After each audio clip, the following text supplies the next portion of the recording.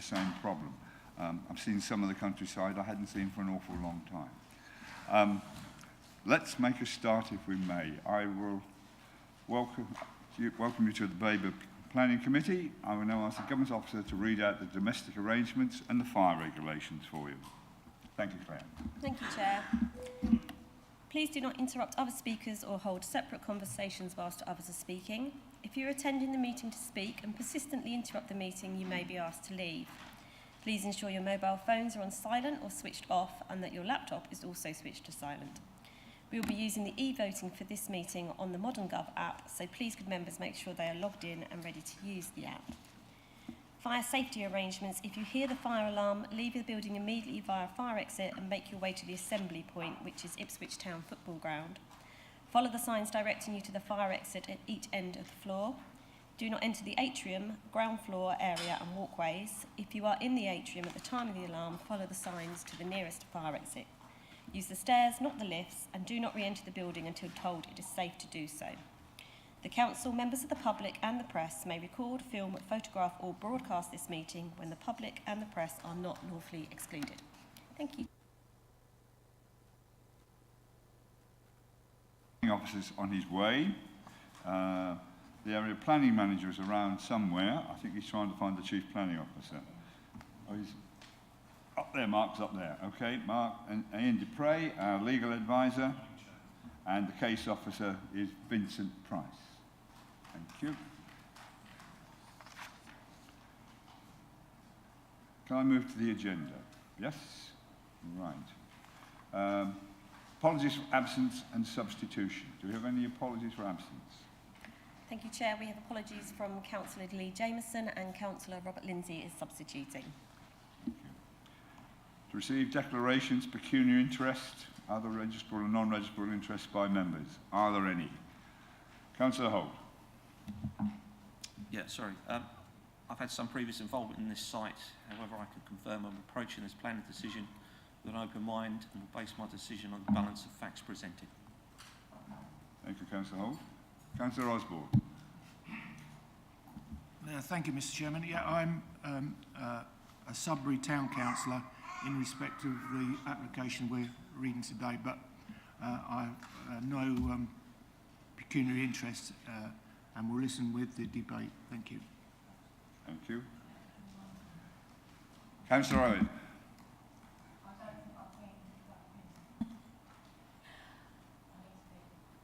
Oh yeah, there you go. Thank you very much. Yeah, Sudbury Town Councillor also, and obviously no pecuniary interests, and obviously my view is different. Okay, thank you. Thank you. Anyone else? No. All right. Moving on. Confirmation of the minutes of the meeting held on August 2022. Any points of accuracy regarding these minutes? No.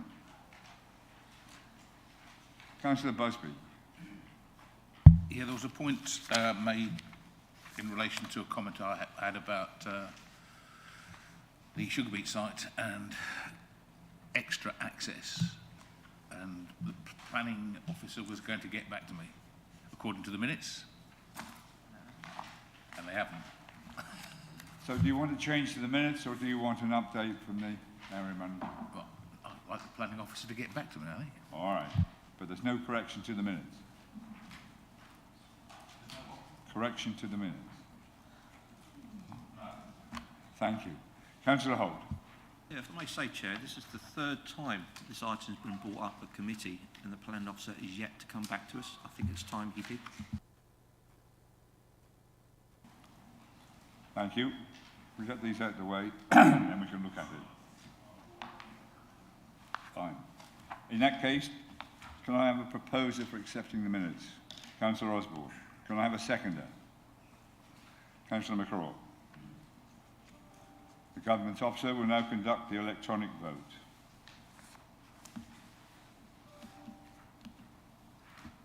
Thank you, Chair. Sorry, members. That vote should now be in progress. Councillor Beer, can I take your vote, please? For. Thank you. And Councillor Lindsay?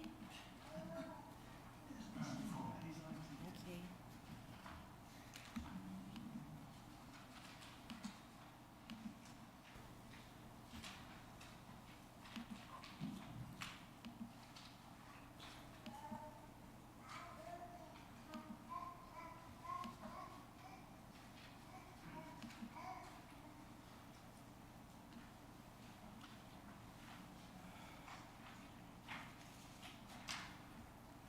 Thank you, Chair. That's 1 abstention and 10 votes for. That's carried. Thank you. Minutes have been confirmed and will be signed. Moving on. Confirmation of the minutes held on the 24th of August 2022. Are there any points regarding the accuracy of these minutes?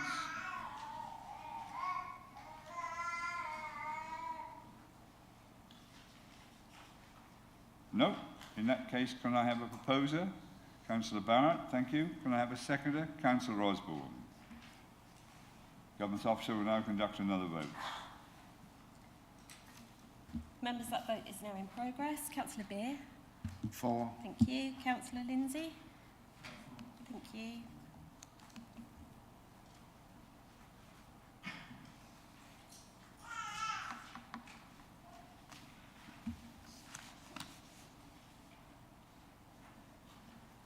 Thank you, Chair. Again, that is 10 votes for and 1 abstention.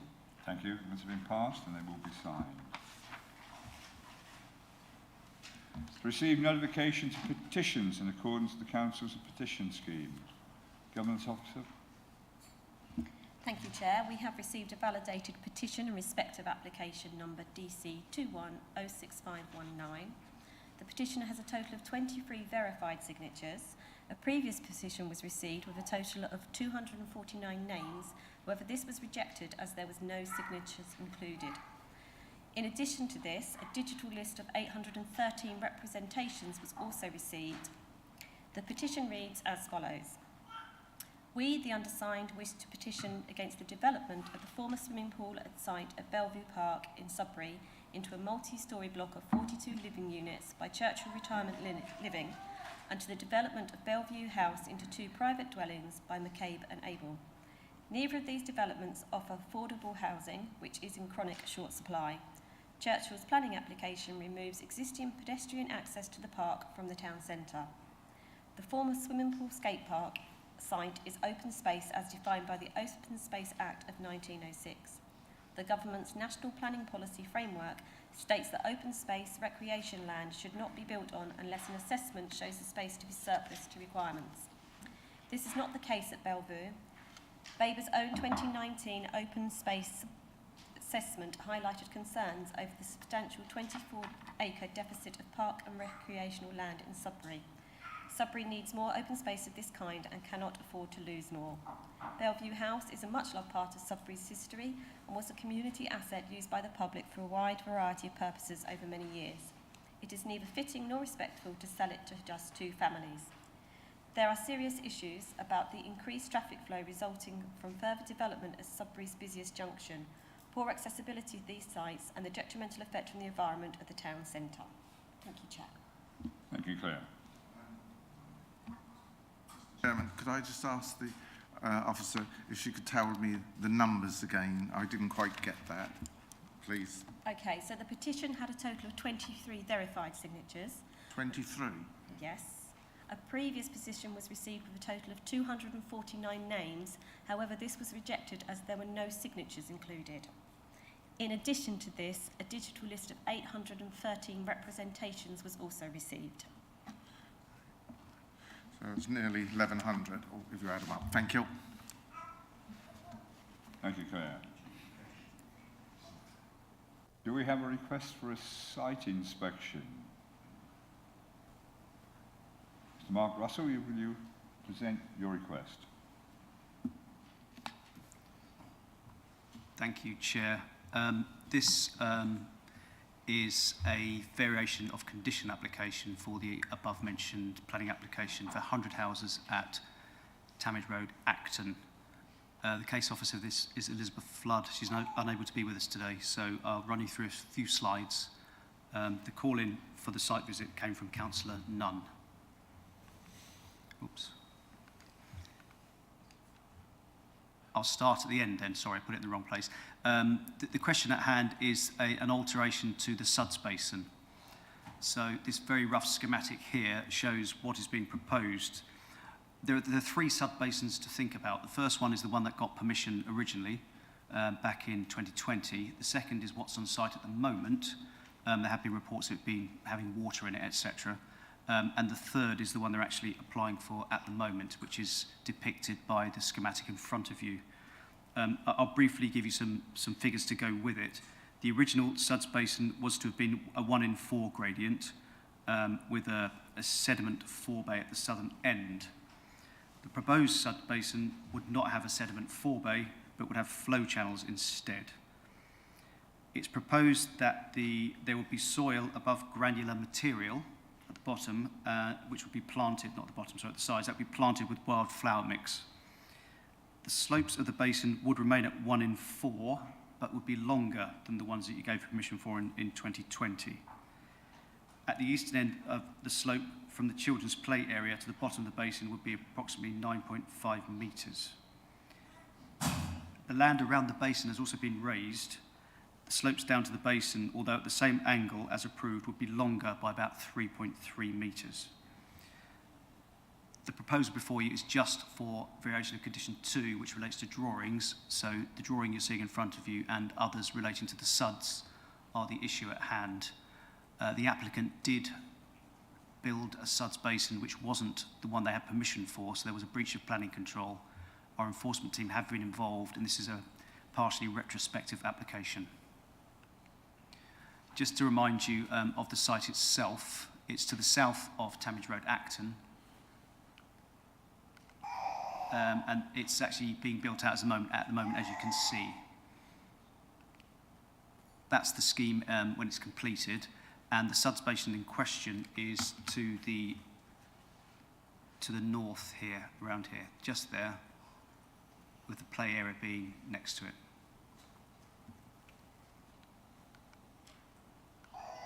Those, Chair, I think are all the slides I've got, and the request, oh, here we are. That's what it looked like before.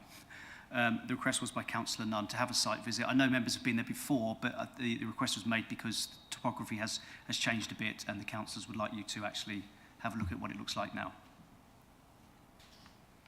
Thank you, Mark. Any questions for the officer? Councillor Barron. Would it be right to say that we'd be looking at a hole in the ground? Effectively, yes, Councillor. Thank you. Councillor McCraw. I'm just not certain what we're going to gain from trying to imagine different depths of a drainage basin, a hole, yeah, and trying to imagine a hole of a different depth with a different slope. I'm not sure what's to be gained by a physical site visit when basically the diagrams and site levels should tell us everything we need to know. Thank you. Councillor Owen. Obviously, there's a lot. I live in Acton, and there's a hell of a lot being done in Acton. I believe if it's going anywhere near the play area, if it's getting bigger, I think we do need to look at it. That's reason enough, isn't it? Thank you, Councillor Owen. It won't take us that long. Councillor Holt. Yeah, I don't see the point of attending, to be honest. I'd just like some reassurance from the planning officer that if the surface area of the hole is going to be larger, i.e. deeper and wider, that measures are put in place so that the safety of children playing nearby in previous applications has been given due consideration, and that any necessary steps are taken to ensure that the site is safe for children to play close to. I don't think we need to go and see it. I think we're getting into the merits of the case there, Councillor, but I can say that it is ROSPA accredited, which that's what measures whether it's safe or not. So ROSPA have approved the scheme. Councillor Beer. Well, I take a different view. I think as the local members have asked for this site inspection, and there is the play area that's in that vicinity, and we're going to have water. We know what those two added together can cause. I think the amount of time it will take us and that, it will be well worth it. So I would support us going to have a look on this occasion. Thank you. Councillor Busby? Roughly, can we estimate how many days a year there's likely to be water in this pond? I don't have that information, unfortunately, and from various sources having read through, there are some conflicting variations. Their claim is that there shouldn't be water, and they've described it as it was to be a sedimentary forebay. Now it would have flow channels instead. So from that, I take it there could be rivulets of water rather than an area of standing water. But I cannot guarantee that's the case, Councillor.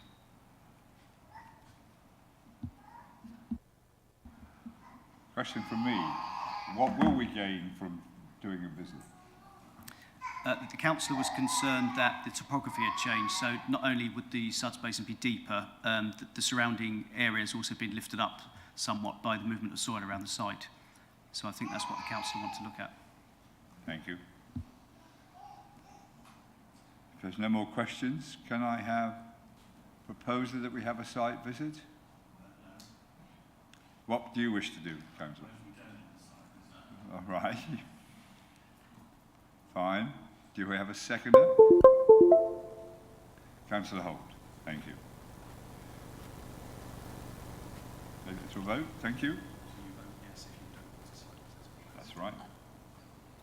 Yes, so members, your vote reads that a site visit should not be undertaken. So a vote for would be to not go on a site visit. Sorry, Mr. Chairman, could Claire just... Yeah. Okay. So your vote is that a site visit should not be undertaken in respect of application number DC 22-01674. So if you are voting for, you are voting to not visit. If you were voting against, you are voting to visit. Councillor Beer? Against. Councillor Lindsay?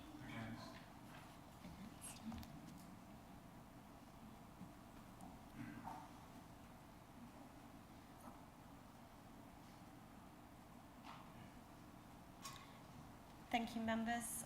Chair, that is 8 votes for and 3 votes against. So therefore, there will not be a site visit undertaken. Thank you very much. Yes, Councillor Busby. I don't suppose this will come back to committee, will it?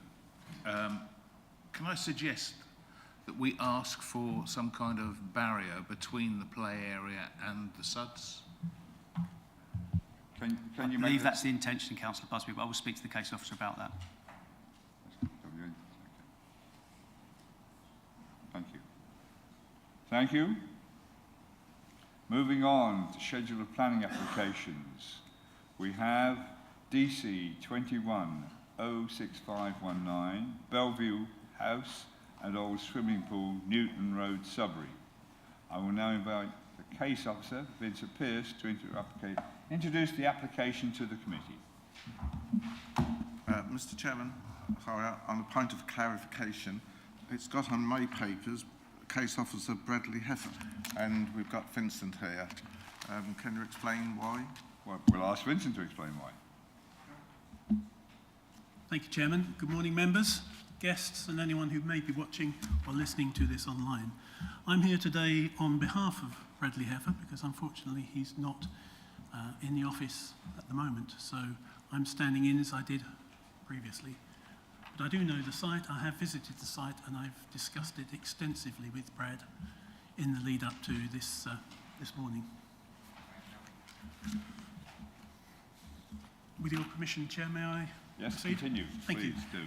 As the Chairman said, we're looking at DC 21-06519, which is the construction of 41 apartments for retirement living and the conversion and refurbishment of Bellevue House into 2 dwellings.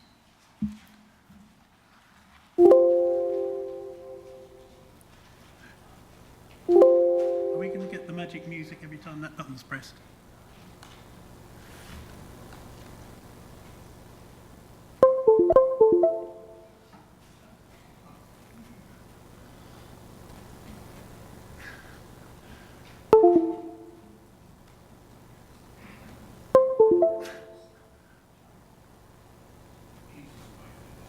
I think you might be right. Please carry on. And if you can lose it, please do. So the application is within the ward of Sudbury South West. As you can see from the next slide, it sits at the confluence of 3 wards, but it is actually in Sudbury South West, just south of Newton Road. As I always say, this presentation is but one of the considerations you have to take into account, and it does not supplant or replace the comprehensive report that you have in the agenda. What I do need to say is this presentation actually supersedes and replaces that previously given, as you may recall, at Worsted Park. So we're asking you to start afresh with the consideration of this application. I also have to say, for the sake of public transparency, that the site is or was owned by the council, but the application is being promoted by Churchill Retirement Living.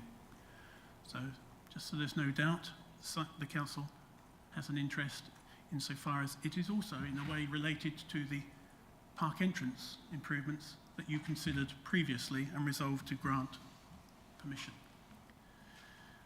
The report sets out fairly extensively the range of comments we've received. Worth noting that Sudbury Town Council recommended refusal. The Bellevue Action Group strongly objects, and you'll have received representations. The Sudbury Society generally supports the proposal, as it will restore Bellevue House, but they urge the council to ensure that those works are carried out and not left to chance once and if the retirement living scheme has been developed. As Claire announced at the start of the meeting, there have been a number of petitions, and Claire's update supersedes whatever I might say on that screen. Claire's is the latest update. Just for those who aren't particularly familiar with Sudbury, sits to the west of Ipswich and to the west of Hadley. We're looking at the red site on this map at the eastern end of King Street. It represents the eastern end of Sudbury town centre, and it sits at the point where Newton Road and Cornard Road meet at the roundabout at the eastern end of King Street. Aerial view, there you see it in context. I do need to quickly run through some policy matters to help you in your consideration of this application. The first thing to note is that within the adopted local plan 2006, the site is allocated largely for mixed use purposes.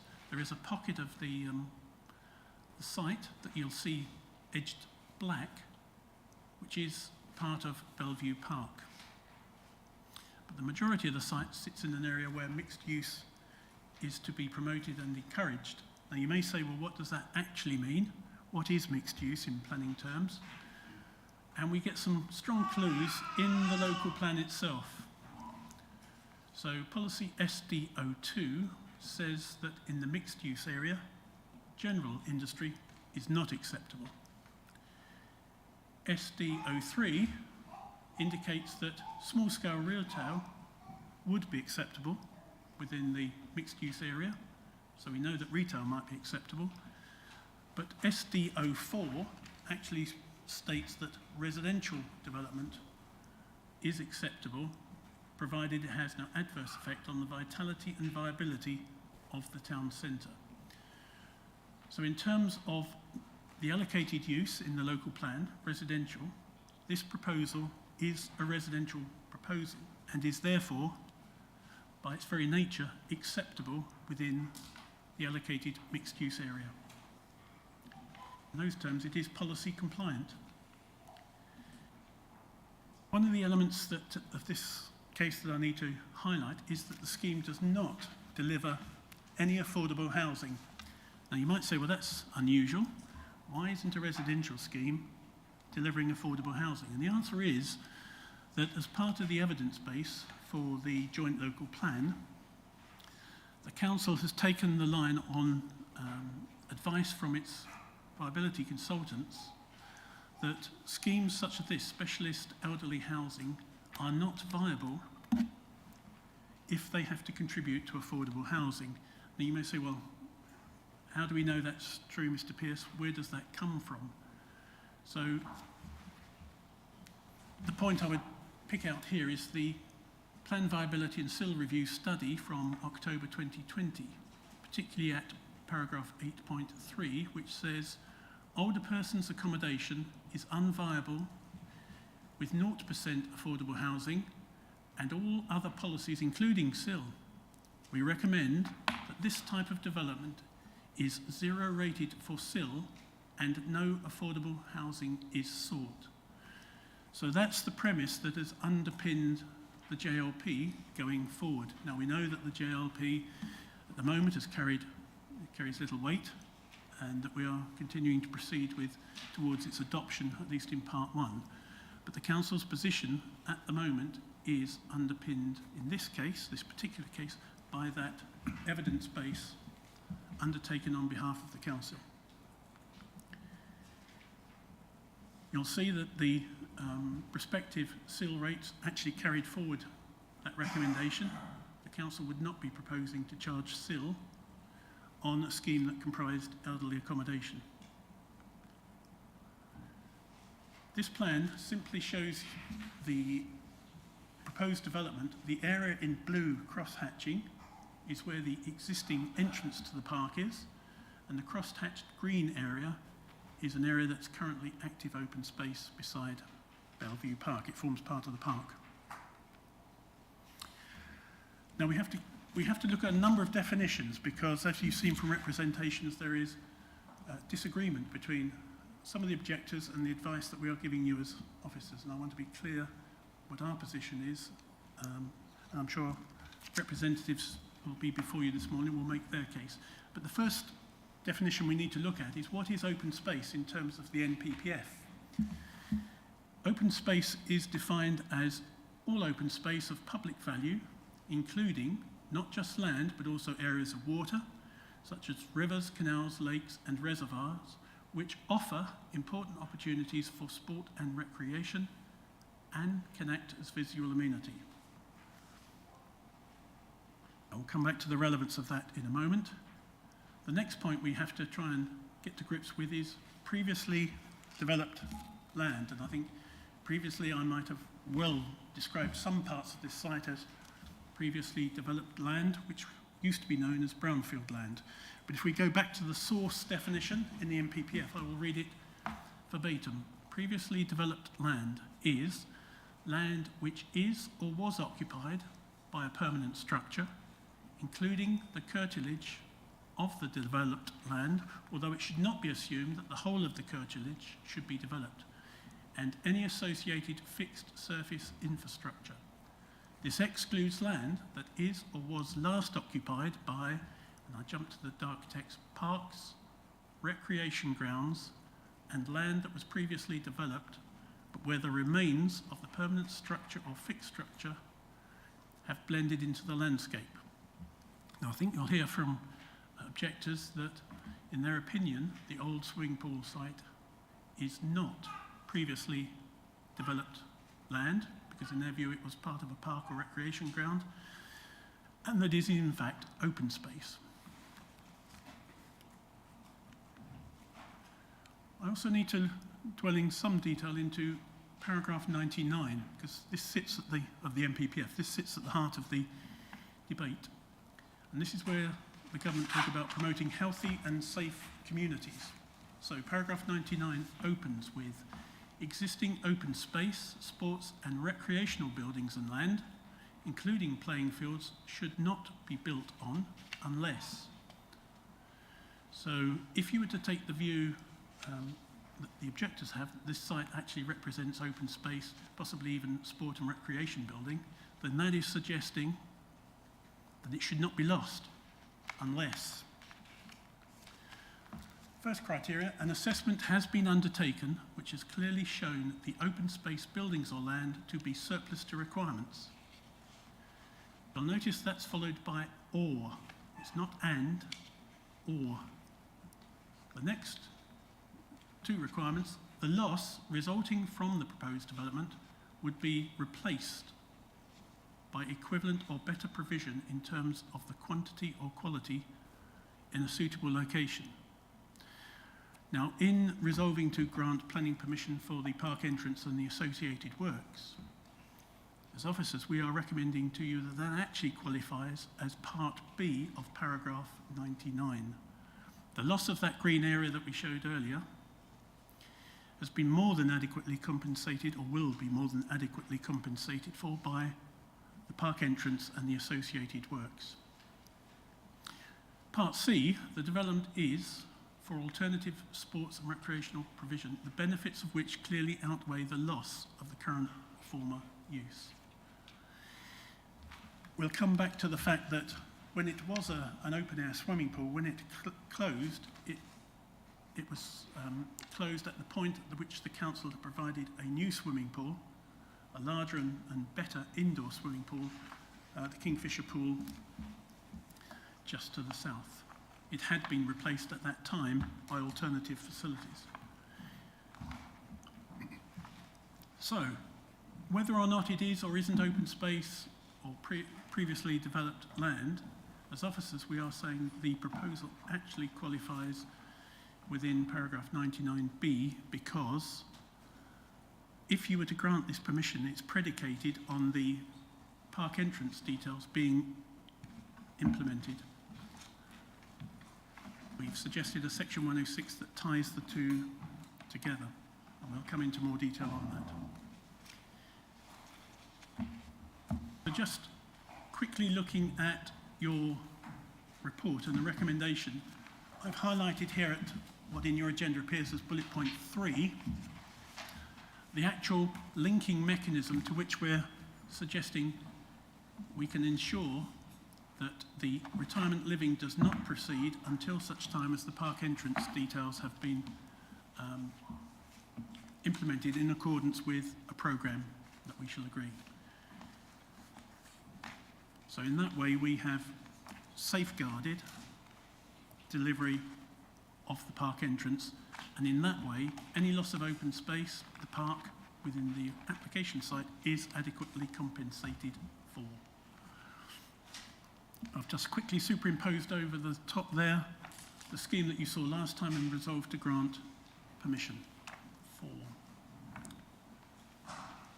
So that just leaves you with the reminder of the current allocated uses for the site.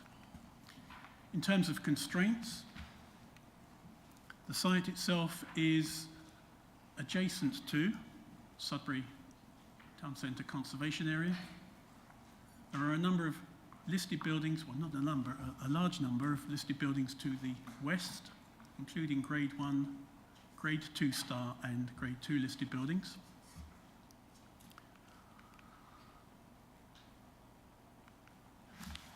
Excuse me. So that's the extent of the conservation area. But what we also have to take into account are the fact that Bellevue House itself, whilst not statutorily or listed, is considered to be locally listed in terms of its importance within the local community. That gives it an added layer of protection above most properties, but not the same level of protection as listed buildings might have. Also nearby we have 1 to 6 Cornard Road that aren't particularly affected by the proposal that's before you this morning, so we're concentrating on Bellevue. And the important thing to note about this application is that it will deliver the retention of Bellevue House, it will deliver its refurbishment, it will deliver its conversion, and it will deliver continued residential use. At the moment, as you know, it's vacant. There has been doubt over the future of Bellevue House, and I think the fact that Sudbury Civic Society support the proposal is that it will, at last, ensure the longevity of Bellevue House as a feature within the landscape hereabouts and the townscape. There aren't any flooding issues to consider within this application. I do need to quickly consider the status of the site and its surroundings as whether or not they constitute assets of community value, because I did touch on that previously. And it's important to note that Bellevue Park itself is registered successfully as an asset of community value. The actual old swimming pool and Bellevue House itself were not successful in being registered as assets of community value. So the site itself is not a registered community asset.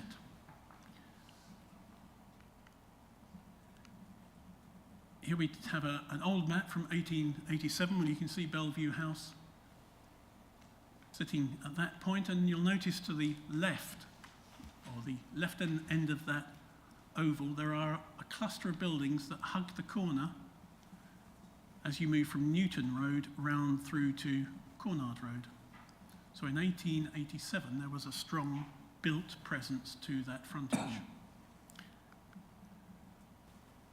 Here's a shot from the early 20th century. So the blue dot is what was the old police station at the eastern end of King Street. You can see Bellevue Park behind it, and then a range of what were at the time locally important elements within the town centre. You've got the old brewery, the yellow dot, the old timber yard with the brown dot, and of course the station that's still there with the green dot. But the point I'm trying to emphasise with this picture is that that end of Sudbury did have a strong built form wrapping around the corner with Bellevue Park behind it. So here we have a shot of the police station, the buildings on the left, most of which remain. Clearly the police station no longer exists.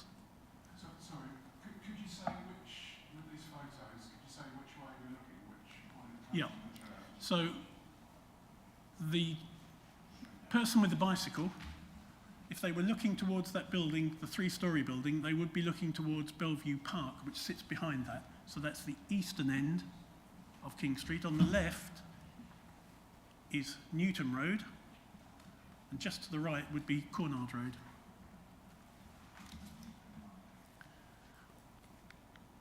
Let's go back that way. So there's a shot with the police station on the corner. The buildings you see in the background are still there, so I'll show you what they look like today. I've tried to merge current and past images to give you an idea of how prominent that police station was.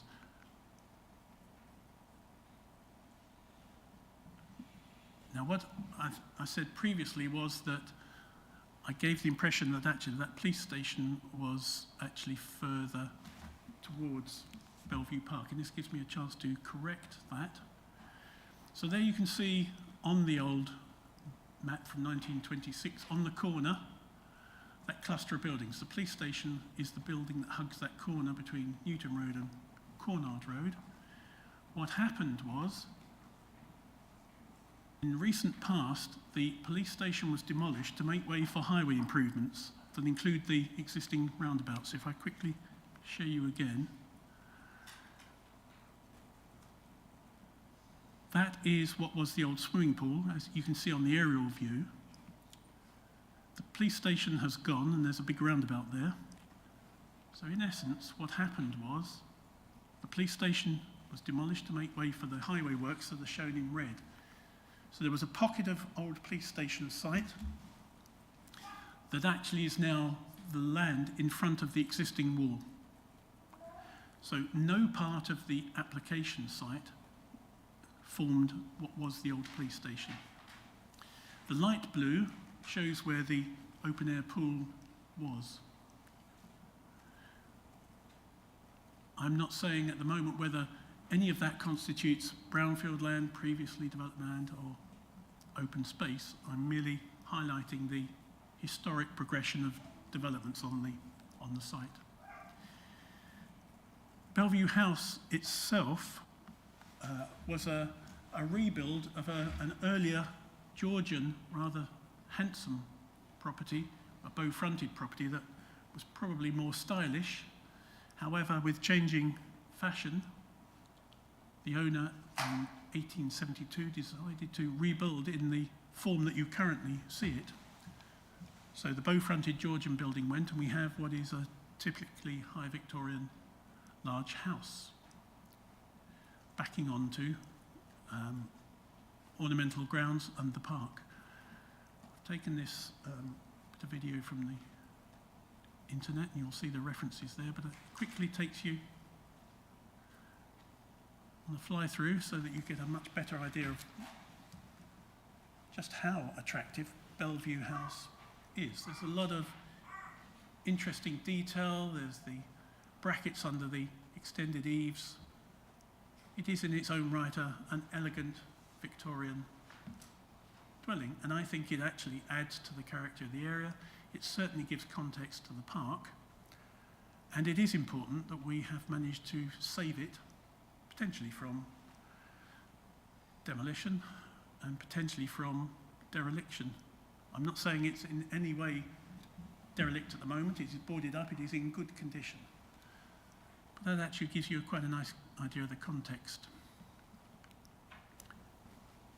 Just quickly. So that's the back, and you'll notice that Bellevue House sits on an area of raised ground. It's almost on a grassy plinth. Shots of the old pool.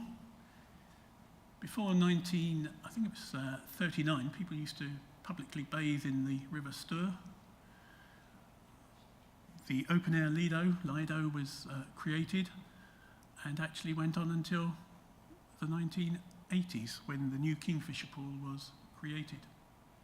It's now been filled in and is generally derelict. Kingfisher pool, the new pool, as was, shown in yellow. So what happened is the open-air pool effectively changed locations into a larger indoor pool, replaced the existing facilities. Here we've got a short section of video just to show you what was the old pool. Clearly you can see it's been filled in a reasonably unkempt state, quite untidy. I'd say a bit scruffy. Another shot over the wall. That's the existing park entrance, and clearly many of the objectors have expressed concern at the closure of this access in the event that you grant planning permission for the retirement living scheme. But of course, the new park entrance is designed to be prominent. It is designed to be highly accessible. And research has shown in the recent past that visitors to Sudbury do not necessarily know how to access Bellevue Park itself. Part of the rationale for the new entrance is to make a very prominent and public statement about the park. So we had a quick shot there. That's beside the entrance. That's part of the old pool structure. On the roundabout entrance, that's the existing wall that was probably the back wall of the old police station. You'll notice it's in an interesting condition. Bits have been patched up with concrete. There's some bits where replacement brick has been put in. It's clear that the wall was heightened at some time, possibly as part of the open-air pool to provide extra security. I don't know. The majority of the old pool site is enclosed by a wall. There is a section of fencing.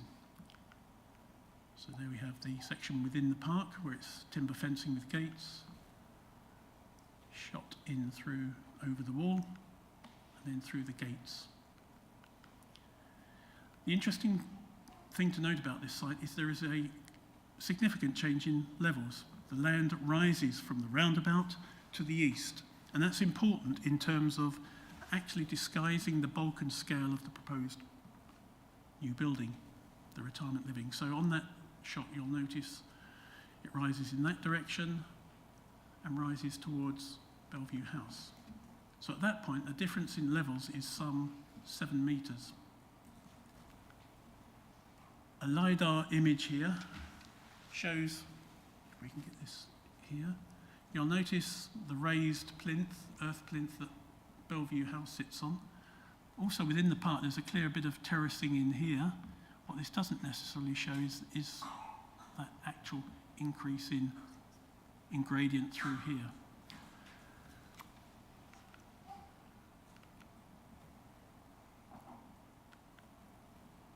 Okay, that's just highlighting the. Also, close proximity to this site is easy access to the range of riverside walks that line the Stour. So I've just taken a selection of shots of access points into the trails that follow the Stour from this end of Sudbury. So there's really good access to open countryside from the site. And again, just to remind members, this is the park entrance detail that you resolved to approve last time we met, superimposed over what was the old swimming pool. So you can see that a large part of the old swimming pool will be occupied by the entrance details. Some reminders of the shots, just how imposing that entrance will be. It's a real statement and civic pride into Sudbury, and just how important that park is, that the council actually wants to make something of the entrance and draw people to it when they visit the town. So in terms of the details, the important thing to note is this scheme is essentially two elements: the retention of Bellevue House, shown in purple, and the construction of a 41 apartment retirement living scheme, which is shown in white. So that's it in footprint.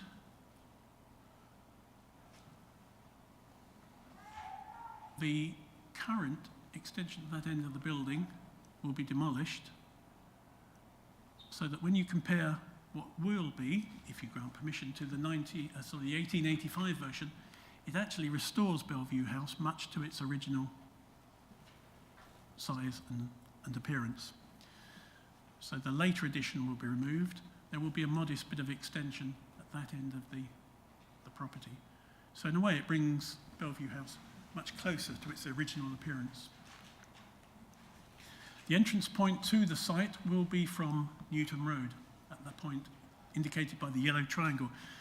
And this is important to reflect upon, because once you're in the site, you then gain access to the two dwellings that are the conversion of Bellevue House. At the moment, the red area represents the area within which you can manoeuvre a vehicle in and out. And as you can see, it's poorly defined. It's quite an open area where a whole range of movements can happen in close proximity to what is a reasonably complex junction. So actually, this proposal will rationalise that entrance and actually channel traffic into safer movements. So if we take a look, so here we're standing in Newton Road, Council Lindsay, and we're looking back towards the town centre, King Street in the distance, and we've got that large area that I showed in red before on your left. So just to the left is what you might say is the hidden entrance to the park.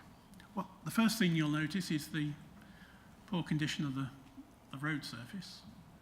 You'll notice the existing curb that wraps around the corner. You'll notice that if you followed the line of the curb in the foreground, it takes you to a point where, set back behind what is the footway nib to cross the road. So if you were standing there, you're actually beginning to stand out in the road. It isn't well defined. There's a lot of potential conflict between different users of the footway, the park, the road, and it could do with rationalising. Actually, they can provide all the necessary visibility space for that entrance. Suffolk County Council as Highway Authority have confirmed that they are satisfied with that arrangement. And there it is in a bit more detail. But I also want to show you that movements in and out of the site have been carefully considered, and these have all been checked by our colleagues at Suffolk County Council. So on the left shows you how you would enter the site in your car if you were travelling along Newton Road towards the town centre, and how you would leave if you wanted to leave towards the town centre. On the right, it shows you what you would be doing if you're entering from the right or leaving to the right.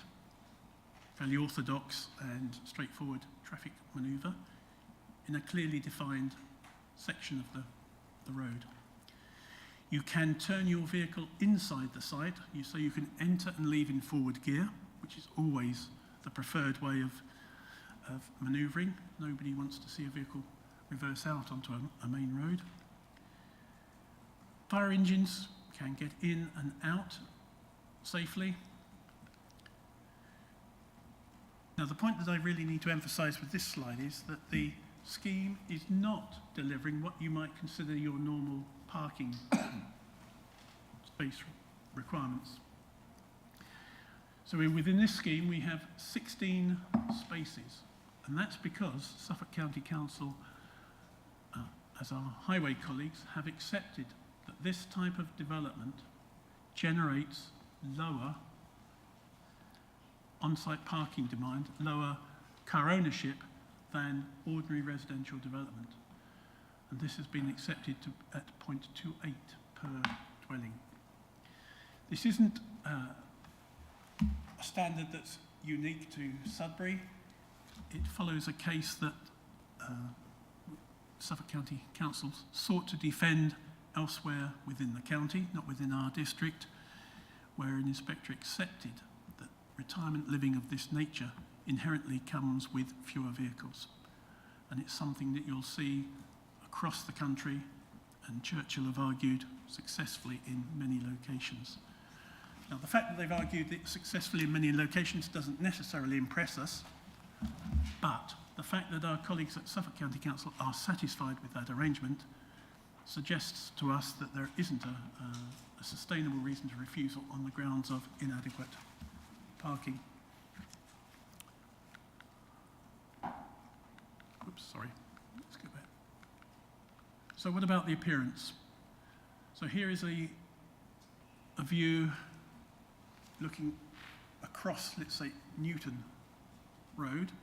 So the lower part of that on the right is actually what adjoins the roundabout. And I draw your particular attention to this end of the development because this is where the majority of the amendments have been secured over time, certainly over the lifetime of this application.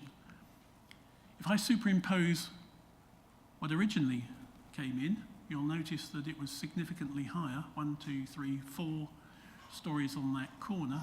And if I flash back, you'll notice not only have we secured the lowering of the building at the western end of the site, but we've actually secured a series of steps along the whole frontage in the area that is currently the wall. That has made a dramatic impact in terms of the dominance or not of that building on that corner.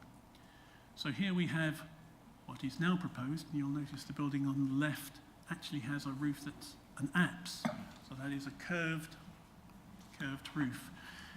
So there's a series of buildings that drop down. That actually is a very clever way of disguising mass and scale. There's a very strong vertical emphasis within the design. But notice how that changed from what came in originally. Something that you might think is a bit monolithic now has a considerable degree of detailing and modulating in terms of heights. And that modulation of height is important in terms of townscape. Side view, you won't ever see that view were you to grant planning permission because Bellevue House sits in the foreground.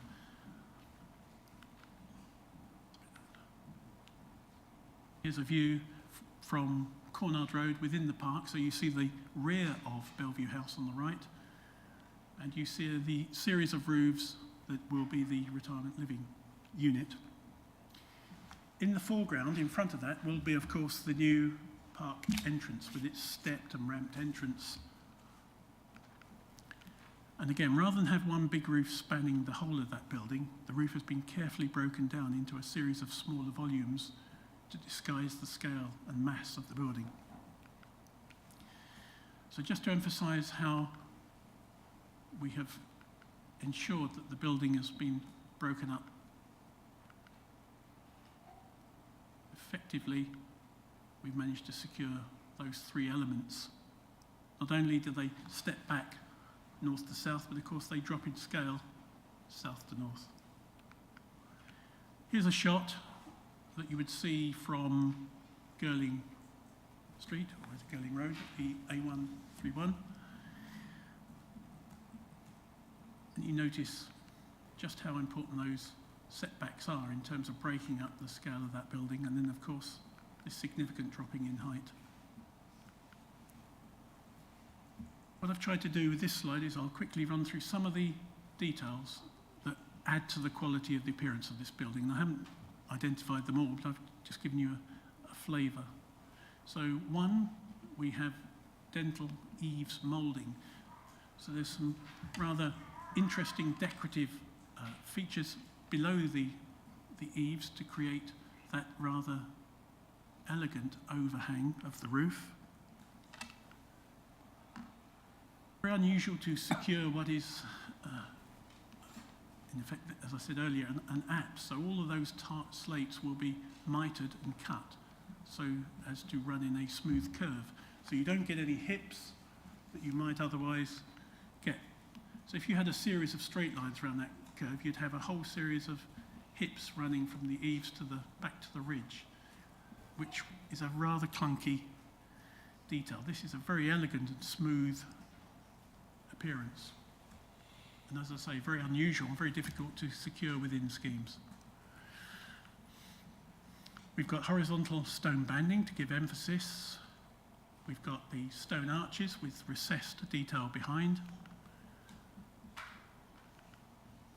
We've actually got stone lintels, stone sills, and actually what I'm suggesting here is that we secured cream galt rather than a buff, a yellowy buff. We actually want the traditional Suffolk cream galt brick. We also want slate or an artificial slate. We don't want to see concrete tiles. We are on the edge of the conservation area. This is a very prominent position at the eastern end of the town centre. We want to see the quality of design pushed in terms of the quality of materials. This does include brick reveals to windows. We will be securing red stock bricks, which are traditional in Suffolk, where they wish to use red. Again, when it comes to the wall that wraps around this site, I would like to think by condition we will be pushing for English wall bond, not stretcher bond, to add to the character and quality of that wall. We will want to see the details of the metal railings that will sit on top of that wall, because that's an important component and massive contribution to the street scene. And also there is extensive landscaping on that corner, as well as the rest of the site.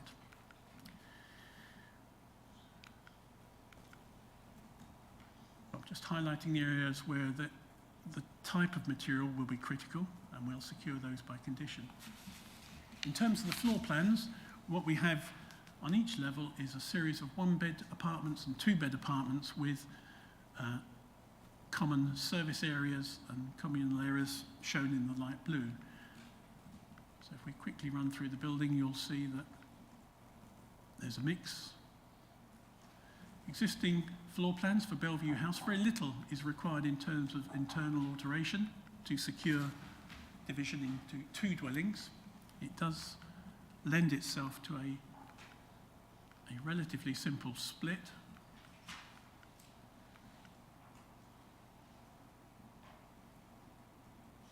So that blue line represents where the divide will be between the two dwellings. So in this area you will get a new entrance in this rather interesting, typically Victorian, almost like a small sunroom, but that is an entrance in here. The main entrance will remain for the house on the left-hand side. And look at all those details that we will have secured, the lantern over the entrance, all of those beautiful brackets, that will all be kept and refurbished. Now in terms of height, scale and mass, here we have a cross-section through the town centre, so Bellevue Park is just to the right of that shot, and the magnificent church on the the left, and there you notice how the land rises on the site. I will zoom in closer. That red line will move to show you the topmost part of the roof to Bellevue House, and you'll notice that it's actually higher than any part of the roof on Bellevue at the retirement living. And this has been achieved as a result of the significant drop in levels on the site. So here on the yellow arrow are the 3 floors, top of the ceiling for the 3rd floor down to the ground floor level. If you slide that across, you'll notice that the additional story has been accommodated at the bottom of the slope rather than the building being raised. And that's allowed us to drop that building significantly. And that's what allows it to sit more comfortably within the landscape and the townscape on this part of Sudbury town centre. Significant gap between the retained and restored Bellevue House and the eastern end of the new building. We've got a gap of 21 metres down to 14 metres. Perfectly adequate gap so that the character of Bellevue House is protected. I also have to draw your attention to the fact that a number of trees on this site will be lost if this development is approved. And you'll notice from the report that our tree officer has particularly highlighted a yew tree, shown green on here, that would be lost. All of these trees are considered to be category B or C trees. There aren't any category A trees to be lost. I don't want to underplay the extent of tree loss. Sorry. I don't know whether Councillor... Sorry, Vincent, could you go back to the 77, was it, with the distances between the 2 buildings? So, I don't understand what the 21 metre is. Okay. So the 21 metres is from the flank wall of the retirement living scheme to the 2-storey element within Bellevue. So there. Okay, so it's some spurious distance in the air. It's nothing on the ground. It is, I wouldn't say it's a spurious distance in the air. What I would say is it marks the point at which the main part of the retirement living block is distanced from the main part of Bellevue House.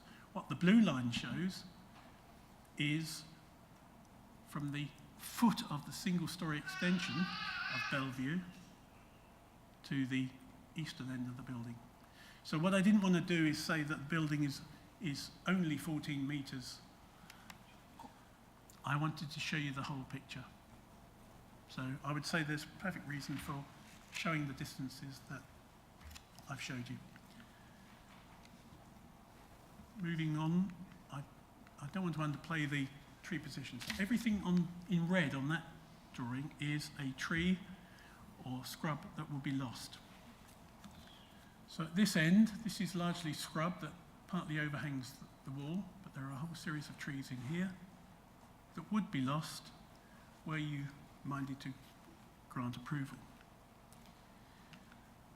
I've shown them in brown here, but what I've also done is show in green all the trees that are to be retained, and of course what this doesn't show is all the tree planting to the south within the park and as part of the park entrance scheme.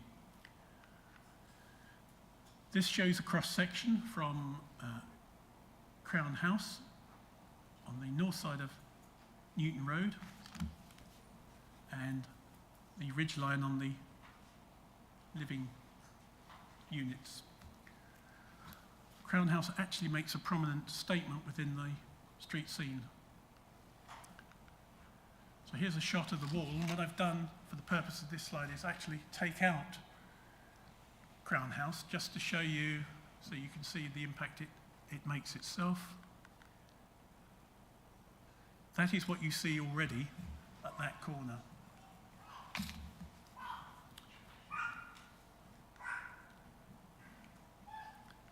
That was recently approved and is now complete or nearing completion. In terms of drainage, the blue dots show you where the surface water runs will go, and they're two underground attenuating tanks, and from there they will feed into the existing surface water system.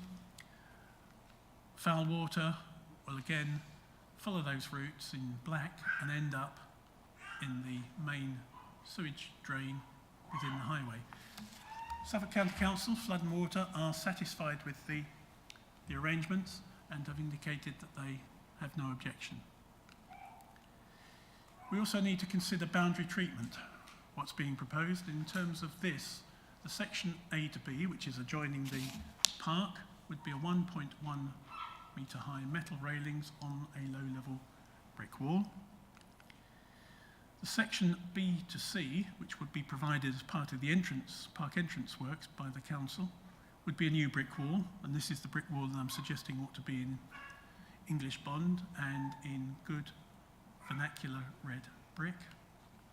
What I'm also suggesting is somewhere within that section ought to be included the old swimming pool stone sign, ought to be removed from where it is, saved and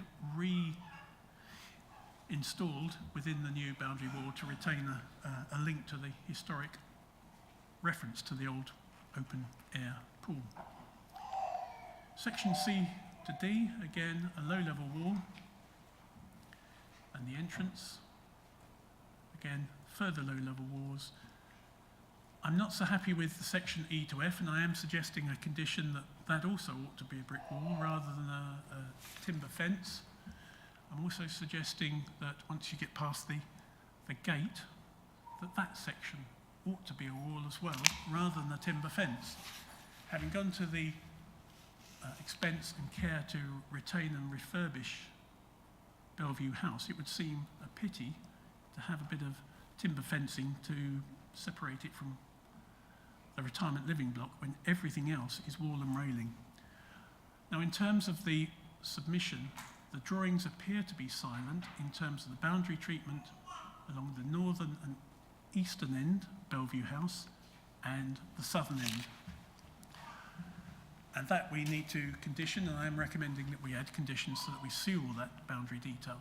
The issue for us as owners and operators of the park is clearly we want the park to have security, so we wouldn't necessarily want that boundary to be an open boundary between Bellevue House and the park, but by the same token, we'd have to accept that the residents would want some degree of security themselves and privacy.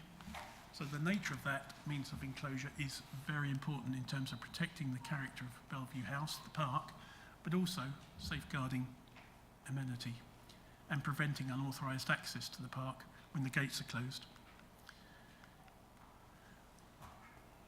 There is a significant amount of amenity space for residents, as shown in the lime green.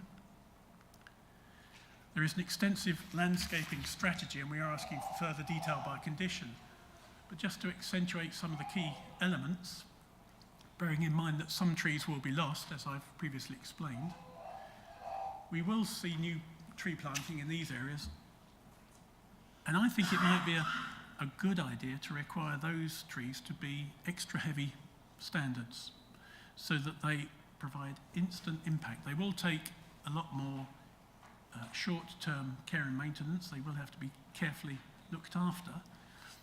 But bearing in mind that we are losing some established mature trees, I think it is right that we provide some instant greenery on the site frontage to help soften the initial impact of the built form being restored on this corner. Within the site itself will be some ornamental trees. We'll see evergreen hedges in a number of key locations, particularly on the Newton Road frontage. There'll be a whole host of smaller topiary specimens within the site. We'll see some sculptural boundary trees on that element. Italian cypress, which are tall, needle-like, very architectural trees. And then across and around the site, there'll be a whole series of beds that will be either ground cover, native shrubs, ornamental shrubs, herbaceous planting. There'll be a rich mixture of planting within the site. I've also added onto this. So here is the boundary with the retirement living. So here are the new trees they are proposing. But also the council within its own scheme is taking some tree planting on this part of the frontage within what is effectively a piazza, a paved piazza with the entrance leading into the park. So there will be a lot of replacement planting going on, and of course within the park itself there will be additional planting over time. I've tried to, on this slide, I've created a series of images where potentially you could see what might happen when we think about how to deal with that boundary. We could have something of railings and perhaps a low wall in the same red brick to create that air of formality, but also a sense of security for the residents. We could require that to be planted. Here I've shown a beech hedge, which gives you plenty of thick greenery during a lot of the year, and in the autumn and much of the winter the brown leaves stay on the tree, but that could be any sort of planting. And then within the park itself, within the ornamental semicircular garden, of course the council could plant a whole series of ornamental beds if it wanted. So that might not be the final solution, but what I've tried to indicate is that it is important that we carefully consider that relationship between the two parts of the site, the old house and the park. And it can be done, but I think it has to be done elegantly, and it has to be done in total keeping with the Victorian feel of Bellevue House. We have a series of visualisations. So here we are looking down Girling Street as is. That is what you would see at the end of that vista. In terms of looking, so you've got the church behind you and you're looking towards Bellevue Park along King Street. That is what you would see. And of course, where this arrow is the new park entrance. So you would still have a lot of greenery within that vista. And you'll notice how the elevation here is broken by the planting in front of the building. We have a longer shot from Great Eastern Road. You can see how Crown House already makes its presence felt. It actually takes up a lot of that view from Great Eastern Road, and then we'll superimpose, in effect, re-knitting, restoring the built form that used to be at that end of Sudbury Town Centre, behind that wall. And of course, here is the new entrance to the park, and here is all the planting, existing planting in the park and proposed planting to go with the new entrance. An existing shot, the rear of Bellevue House, and we'll superimpose the proposed development sitting in here. And you'll notice from this vantage point, that's one of the least conspicuous parts of from where you would see that development. And again, I've just superimposed that just to remind members of the relationship between the entrance and this development. So in terms of the Section 106, what is being provided is a £42,000 contribution towards pedestrian crossing improvements that you looked at previously. There is the standard monitoring fee within the 106 for monitoring the clauses. We're also suggesting that there's a definite trigger that links delivery of the park improvement works to a phased programme of construction for the retirement living. We have also secured, since the previous meeting, a commitment from the developer that they will be willing to restrict occupations within the retirement living scheme, were you minded to approve that, to a point at which Bellevue House itself has to be fully restored and converted and available for occupation. So with this in place, there will be no prospect of seeing a retirement living scheme completed and not seeing the refurbishment of Bellevue House. And that's the point that you'll remember the Sudbury Society urged us to make sure that we didn't let the retention and conversion of Bellevue House slip through our fingers and somehow a developer could get away with only doing the retirement living component. we're suggesting a reasonable trigger would be 15 occupations out of the 51. After that, no more occupations unless Bellevue House has been fully restored, converted and available for occupation as 2 dwellings. I just want to raise some possible points of reflection for the committee. This isn't an exhaustive list, but it struck me that the first thing to acknowledge is that this scheme does provide for the retention and refurbishment of Bellevue House. It also ensures that the historic relationship between Bellevue House and the park is preserved. It has to be acknowledged that were you minded to grant permission, there would be a loss of some Category B trees. Those trees currently do make an impact in terms of the character of this part of the eastern end of Sudbury. But what we're trying to do here with this development is restore the former built townscape at the eastern end of Sudbury Town Centre. We're in fact repairing the townscape at this end, and at the same time we are encouraging the regeneration of the eastern end of Sudbury Town Centre. So this site at the moment is derelict and run down. That's another factor to take into account. We have secured extensive replacement planting. That also has to be acknowledged, and the point I made about extra heavy standards could actually be an important addition. It's also worth acknowledging that this development, if approved, helps the council deliver the multi-million-pound park entrance feature, another element in the regeneration of the eastern end of Sudbury Town Centre. It does allow us to tackle the derelict nature of the existing site, although it has to be acknowledged in terms of local objections that the loss of this site is seen as the loss of potential to deliver new recreational facilities adjacent or as part of Bellevue Park. And again, it is stimulating new investment in Sudbury. It's creating short-term construction jobs, longer-term jobs in terms of staff and indirect service jobs. Just a reminder there, you've got a shot of the back of Bellevue House as restored, top right, what the proposed building would look like, bottom right, an extract from your adopted local plan, top left, the basic layout. So on that basis, officers are recommending that subject to the prior agreement of a Section 106 as set out in the report and explained earlier, providing that's to the satisfaction of the Chief Planning Officer, you give the Chief Planning Officer authority to grant full planning permission with appropriate conditions. Thank you, Chairman. I am able to take questions if and as they arise. Thank you. Thank you, Vincent. Any questions for the officer? Councillor Lindsay, please. Pressing the wrong one. Sorry. Yeah, thanks for that. That was a long presentation. Some of it helpful. But I don't know where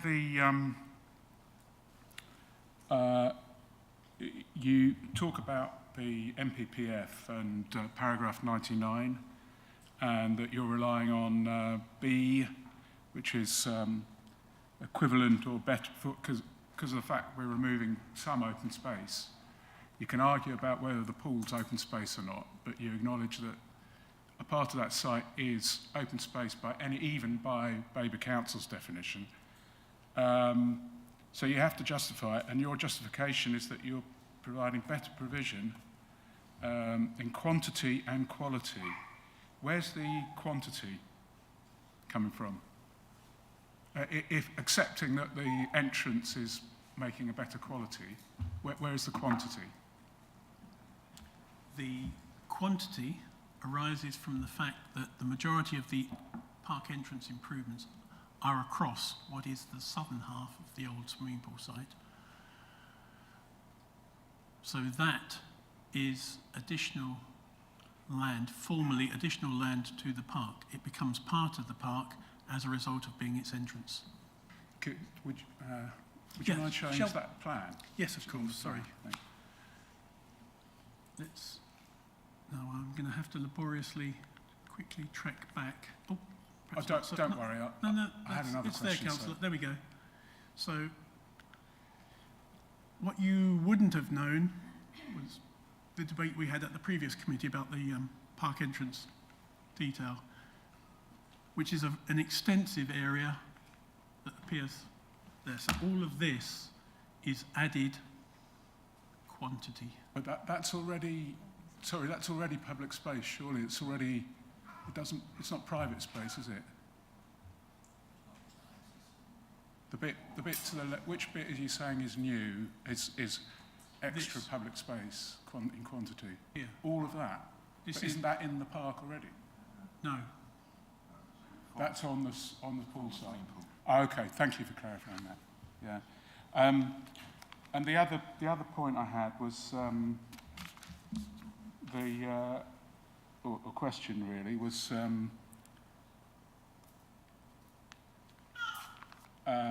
over well, really to question why you seem to be relying on a lot on the fact that Bellevue House will demolish the wing and improve and restore it and so on. But actually, in the actual paragraph 9.23 in our papers, it says we should not put any weight on the fact that they're refurbishing it, because actually you shouldn't put any weight on the fact it's been deliberately, they've built an extension on it, the fact it's been removed. We shouldn't put any weight on that at all. So I'm wondering why you're picking that up. Several times you've said that. I am not suggesting that you give the retirement living element of this proposal any extra weight as a result of that extension being demolished. What I am saying is that this scheme would deliver the refurbishment of Bellevue House in totality, and it's that's important. It's Bellevue House that makes the important contribution in terms of the character of the park, the relationship between the Victorian house and the park, and the quality of the townscape hereabouts. Whilst it's not a listed building, it has been acknowledged to be locally listed, so it has local value. It is an interesting example of high Victorian architecture, and if we can, we ought to do everything we can to retain it. Now, the point about the extension is it's a bit of a bonus to secure the demolition of a later addition to actually restore Bellevue House back to its original form, but I wouldn't in any way advocate that members allow the retirement living scheme simply to secure the demolition of that later extension. That is not what I'm advocating. And I have one final question, Chair, if that's all right. The fact that we're not getting any sale contribution or any affordable houses from this development, we seem for that we're relying on a recommendation to the people compiling the JLP. The JLP, as far as I'm aware, that recommendation hasn't been accepted officially because the JLP isn't in force. So we seem to be saying we shouldn't rely on the JLP at all, almost no weight to it because it's not going to happen. But suddenly when a development we want to see, because we want the entrance presumably comes along, we want to put weight on a recommendation, not an actual council decision, but a recommendation by a consultant that they shouldn't that we shouldn't get any affordable housing or sell out of it. So how can you explain that? I think the Chief Planning Officer will answer your question, Councillor Lindsay. Thank you, Chairman. Yes, so the recommendation sits within the evidence base to the joint local plan, which the council has accepted is appropriate for the purposes of preparing and producing and providing its JLP to the inspector. So the council as a whole accepts the evidence base underpinning the JLP. It's for the inspector to examine the JLP and to draw a conclusion. And as you see from the report, I think paragraph 319, etc., we draw a distinction between the evidence base for the JLP and the JLP itself. The JLP needs to be examined by the inspector. The evidence base is part of that, but as far as I'm aware, nobody has challenged that evidence base. In practical terms, that leads us to a conclusion that the development would not be viable with affordable housing content. Well, I hope in the future we can challenge the evidence base because it makes no sense to me. Sorry, Councillor Lindsay, we can't do that at this meeting. Thank you. Councillor Beer, you were the next one. Thank you, Mr. Chairman. Well, I've got 3 questions at the moment, but I'll try and be brief on them. Just following on from my colleague behind, I've got a question on that, so I fully support his views there. It does seem to me that, I wonder whether it would have been done this sort of thing if it had been private enterprise, Mr. Chairman. The council's involved in this, and we're not asking for any SIL money or affordable housing. That doesn't seem to stack up. But anyway, I'll move on to my 2 questions because I'm going to come back to that point in the debate. Is that Vincent said that the 106 with the entrance is paramount to all this. Has that got to be built before the development commences? Because, as you know, 5 members of this planning committee didn't want it, and that only got through by 1 vote. No, it's been mentioned many times, and my question is, fellas, that this entrance, if it's going to happen, should happen before this development, because otherwise we could find the development's done and the entrance isn't. So can you clarify that point, please? And then I've got another question. Thank you, Councillor Beer. The 3rd bullet point in the recommendation actually indicates that is to be agreed within the 106.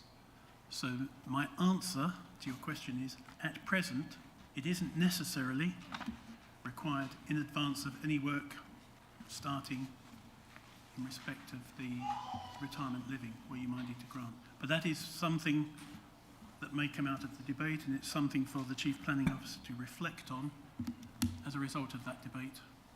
So what you're saying is that it is not necessarily going to happen beforehand. Could we, as a committee, insist that before any development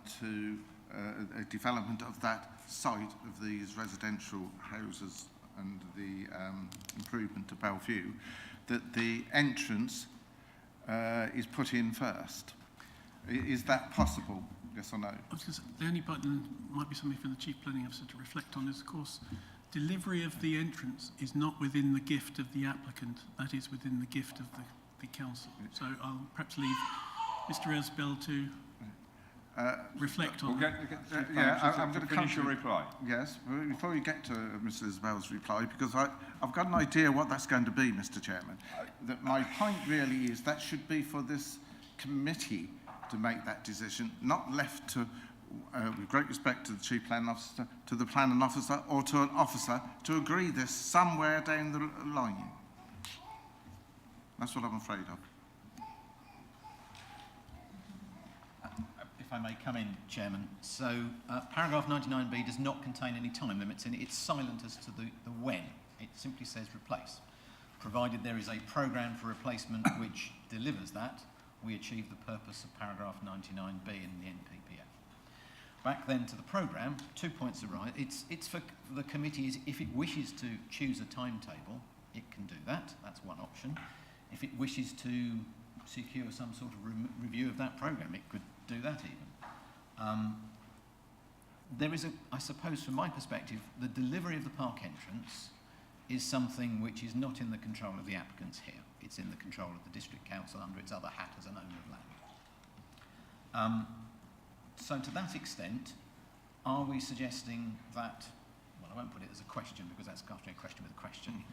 What you could foresee happen would be that you then have a situation where the delivery of the park entrance must be started, completed and concluded, and then you have a build programme for this development.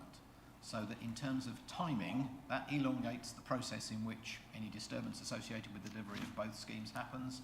It delays the start of work on site, delays the start of work on restoration, renovation of Bellevue. I'm not convinced that's to the good, but it is within your gift as a committee to choose that timing. We recommend, understanding the commercial nature of development, that there be a phased programme agreed, because as planning officers we don't have visibility over the delivery of the entrance as it sits within the asset arm of the council.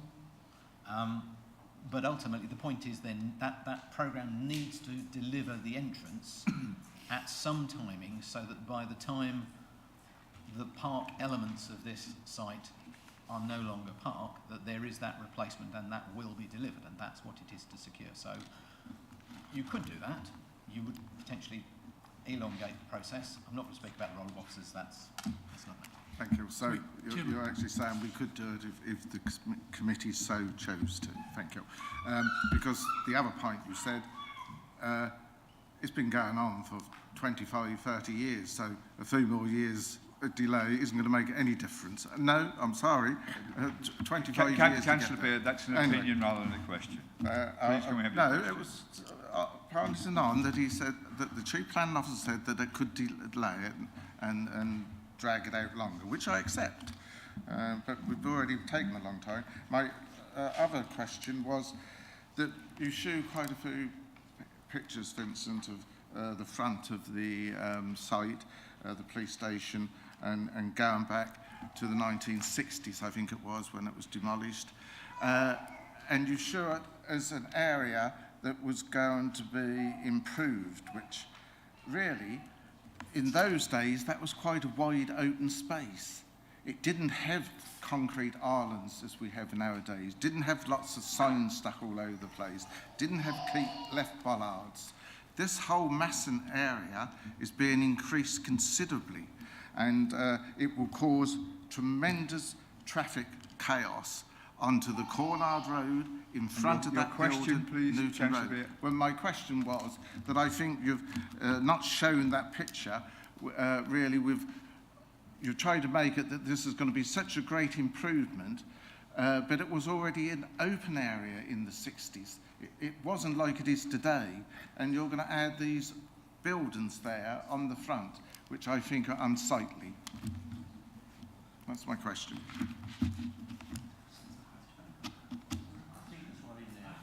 Yeah, there is. Well, the Masson. Well, the Masson of the building on the front there. I'm not sure that is a question either. Sorry, I'm not trying to be awkward, Councillor, but that sounds to me as that's your opinion, and it may or may not coincide with your opinion. My opinion. Okay, I'll accept that. All right, thank you. Thank you. Councillor McCraw.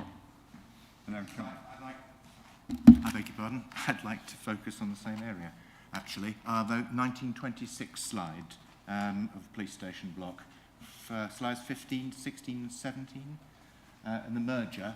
And I wanted to contrast those, and just if you could run us through those briefly again, to contrast the change in appearance from 1926, the current state of play, as it were, with the swimming pool, the fence, the graffiti, that unsightly mess, the only word for it, and the proposed area. I'm just trying to point out, and it's about the angle of elevation, because the police station was further west. This is further back, and then we have this sort of upward hill view. And I just wondered if you could take us through the topography running from the town centre, where the height of the former police station would have been, and then where the height of the current wall with that view that's just coming in from the building Crown House or something, and then the proposed elevations of the buildings behind, which is the retirement blocks and the Bellevue House at the back. I know that's asking a broad thing, but I think it's actually quite a crucial aspect of it, and I just want to get it clear in my head. So that's the corner. So here is the corner with the police station. I actually think it gives me a link to the question raised by you, Councillor Beer, as well. So as you can see, the police station was a dominant 3-storey building with roof sitting at the eastern end of King Street. It was much closer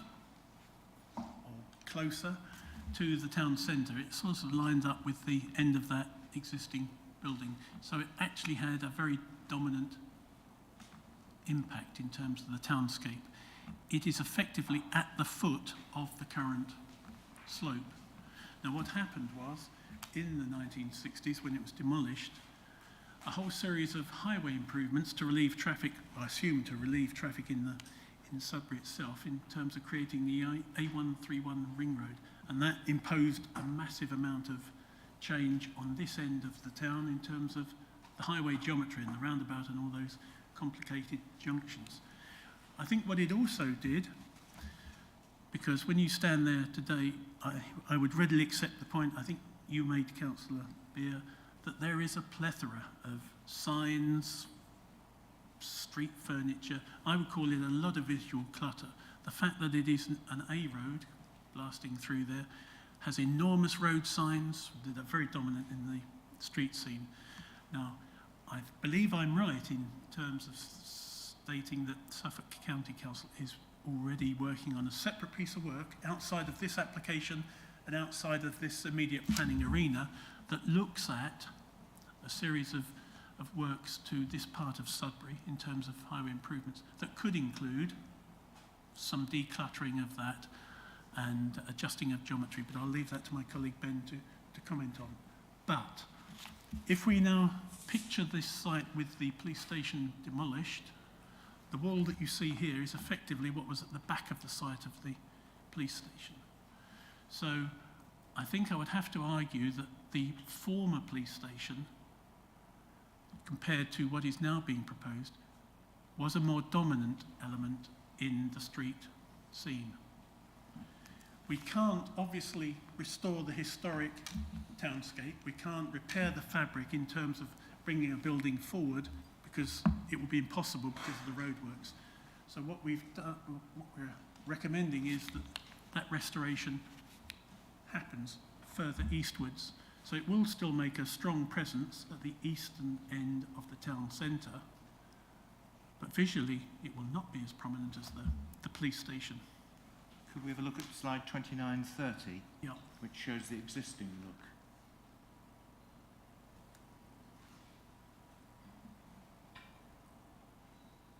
That's the bit 29, So and there's the entrance 28. there's the entrance. Which is sort of round the side. It is round the correct? side. And it's sort of a bit of a sort of cloaca. It's a sort of, you have to go around some dark passage.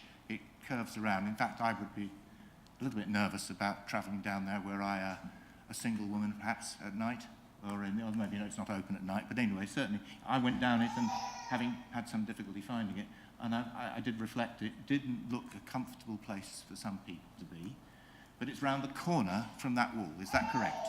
Yes. So yeah. on this slide, it would be on the left-hand side, further back up Newton Road. Newton Road, thank you. Newton Road. And in a way, that potentially gives us another connection to the point that you made earlier, Councillor Beer, about the triggers between new entrants and this development. Obviously, what we don't want to have is a position whereby the existing Newton Road park entrance is closed and that there isn't an alternative available. So somewhere in that thinking, we have to try and work out how we organise that switch so that there is always the second access, because you'll remember Ingram's Road has an access. We must at all points have this second access. So that might help in some of the debate later. But the answer to your question, Councillor McCrory, is this would have a less dominant impact, I would argue, in terms of the townscape compared to the old police station. And because of that slope, and because we've managed to drop the nearest end of the building by a storey, staggering and the setting back will actually prevent it from appearing monolithic. And then finally, could we just see the last impact of the the end view, as it were, looking from the west towards the retirement block, replacing where the wall is now and the graffiti. I just wondered if we could contrast and compare those. Yeah, we just need to... I'm afraid we're going to have to... Sorry, that's of course the entrance you referred to, difficult to find and potentially on a dark night not the most appealing of access points. I think to it's the slide park. 50. 50. There we are. End-on view of that, so it might be slide 51, which is the face-on impact. Yeah. No, it's not that one. Sorry about this. No, There is an end-on view. There we are. That's the one. I wonder if is there any way of comparing the heights of those with the police station heights? Was there any comparison of those? It's difficult because the a Victorian police station may have had higher floor-to-ceiling heights, but if we say that the police station was 3 stories, and we see that this element is 3 stories here, up to that point, it may or may not be broadly equivalent to the police station. This actually is 4 stories on this bit. But you'll notice, I'm tempted not to try and go back, but where the police station shop, you had that oyster-shaped gable, which actually added to the apparent height of the building. So whilst it had a very strong vertical emphasis of 3 stories and a steep slate roof, it also had that rather decorative oyster gable, which actually added its prominence. But It's a suggestion to help. Yeah, it was a flat wall, wasn't it, the police station? It was a broad wall rather than a curved movement. That's all I'm just wondering. yes.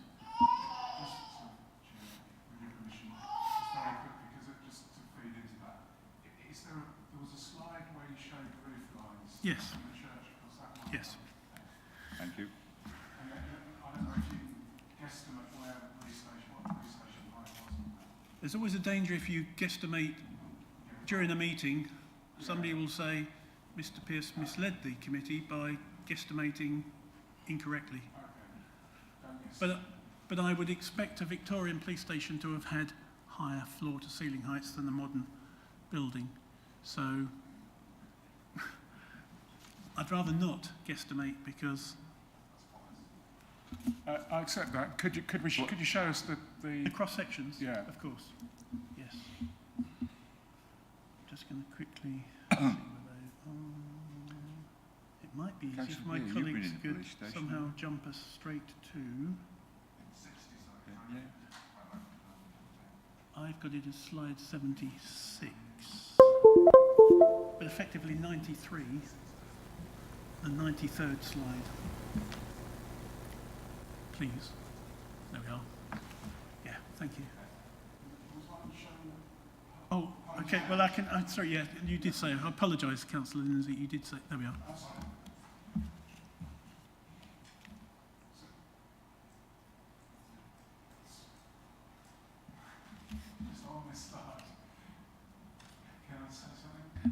You ask a question. I'll ask a question. Would it be fair to say the site of the... Could you hover your thing where the site of the police station was? Somewhere in here.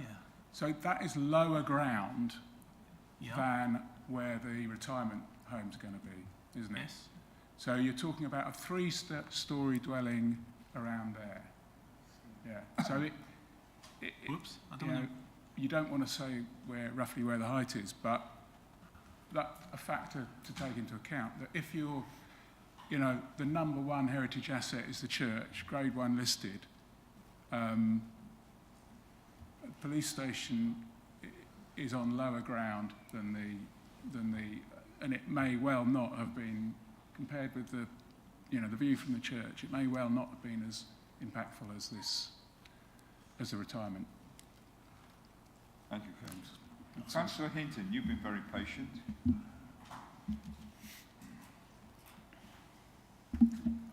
With my mobility issues, I'm not going anywhere at the moment.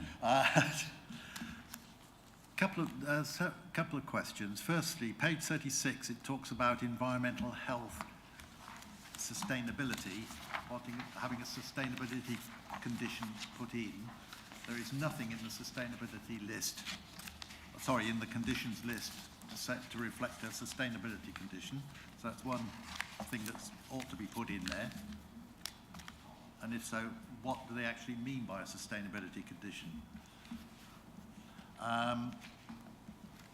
Page 33, Anglian Water talk about their surface water drainage should be via a SUDS scheme.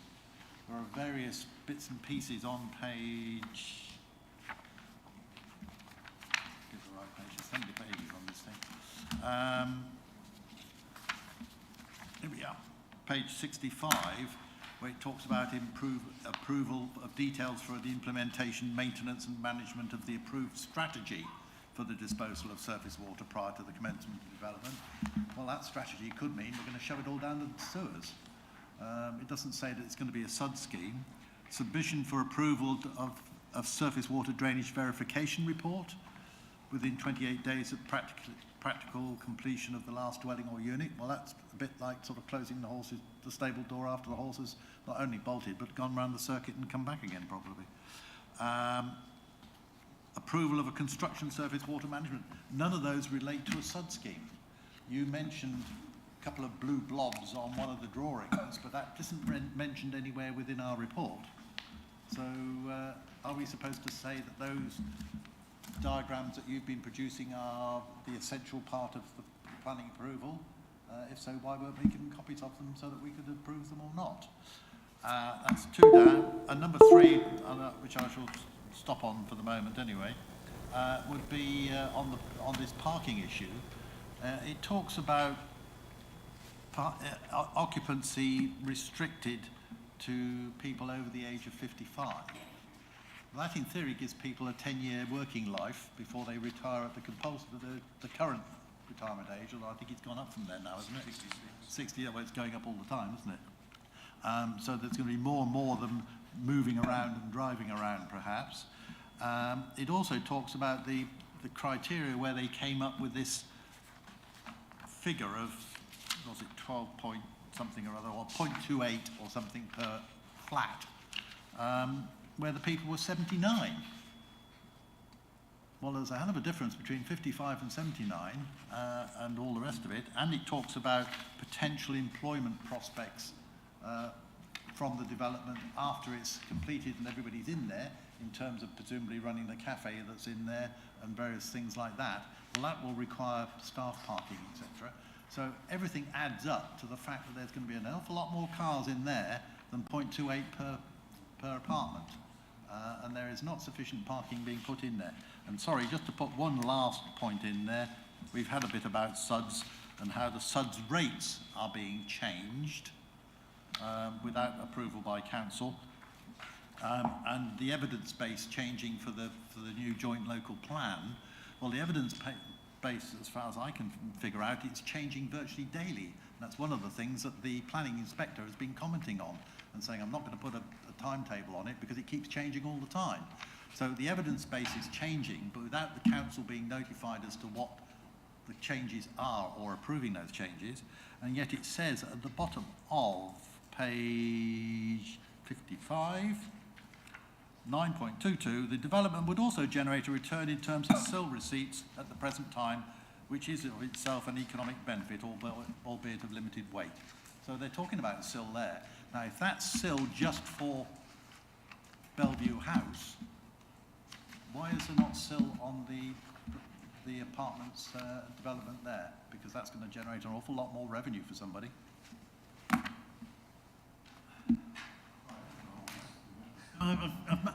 I've made a note, Councillor Hinton. I would accept absolutely your first point that we should add a sustainability condition, but I notice my eye has been caught by the Chief Planning Officer. I hesitate to correct you, Vince.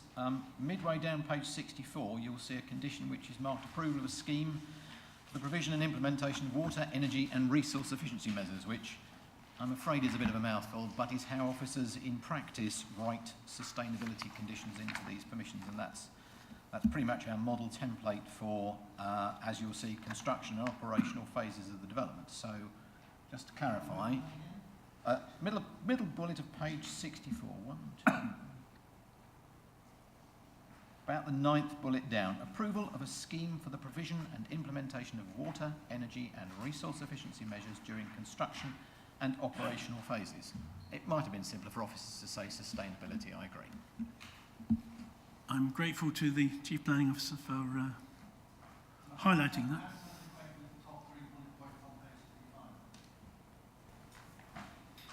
So, and turning to your question about sustainability of drainage, may I refer you to the final bullet on page 64 and the bullets on page 65 at the top of the page, which relate to disposal of surface water, a strategy for that to be agreed on page 64, and then a strategy for the implementation, maintenance, management of the approved strategy for the disposal of surface water prior to commencement. So that's effectively the management and maintenance of that strategy once it's been agreed. And then following on a surface water drainage verification report and a construction surface water management plan prior to commencement. So those 3 bullets on page 64 and page 65, and the final bullet on page 64, I think should pick up the surface water drainage, the sustainable drainage issues in terms of conditions, Chairman. Mr. Chairman, the Chief Planning Officer has just mentioned one word there, sustainable drainage, but Anglian Water are talking about a SUD scheme, which is a sustainable urban drainage scheme. Nowhere is that mentioned anywhere in all that verbiage that is in those three or four bullet points. Councillor Hinton, I do apologise that we didn't use the word sustainable urban drainage system, but in essence that is what those conditions address. Can I just add, Councillor Hinton, that Suffolk County Council, as the SUDS Authority and the Floods Authority, have looked at a wealth of background detail that I haven't shown you today because part of it I don't understand. It's lots of figures and tables. What I tried to do in the presentation was simply highlight how the underground attenuation tanks would be located, the fact that the drainage from this development runs into them first and then discharges into the system. Suffolk County Council as Floods Authority and SUDS Authority is satisfied with the wealth of detail that we've already had. As the Chief Planning Officer has pointed out to us, the extra conditions are those required by Suffolk County Council as the SUDS and Floods Authority, just to ensure that all of the detail that they've shown is implemented.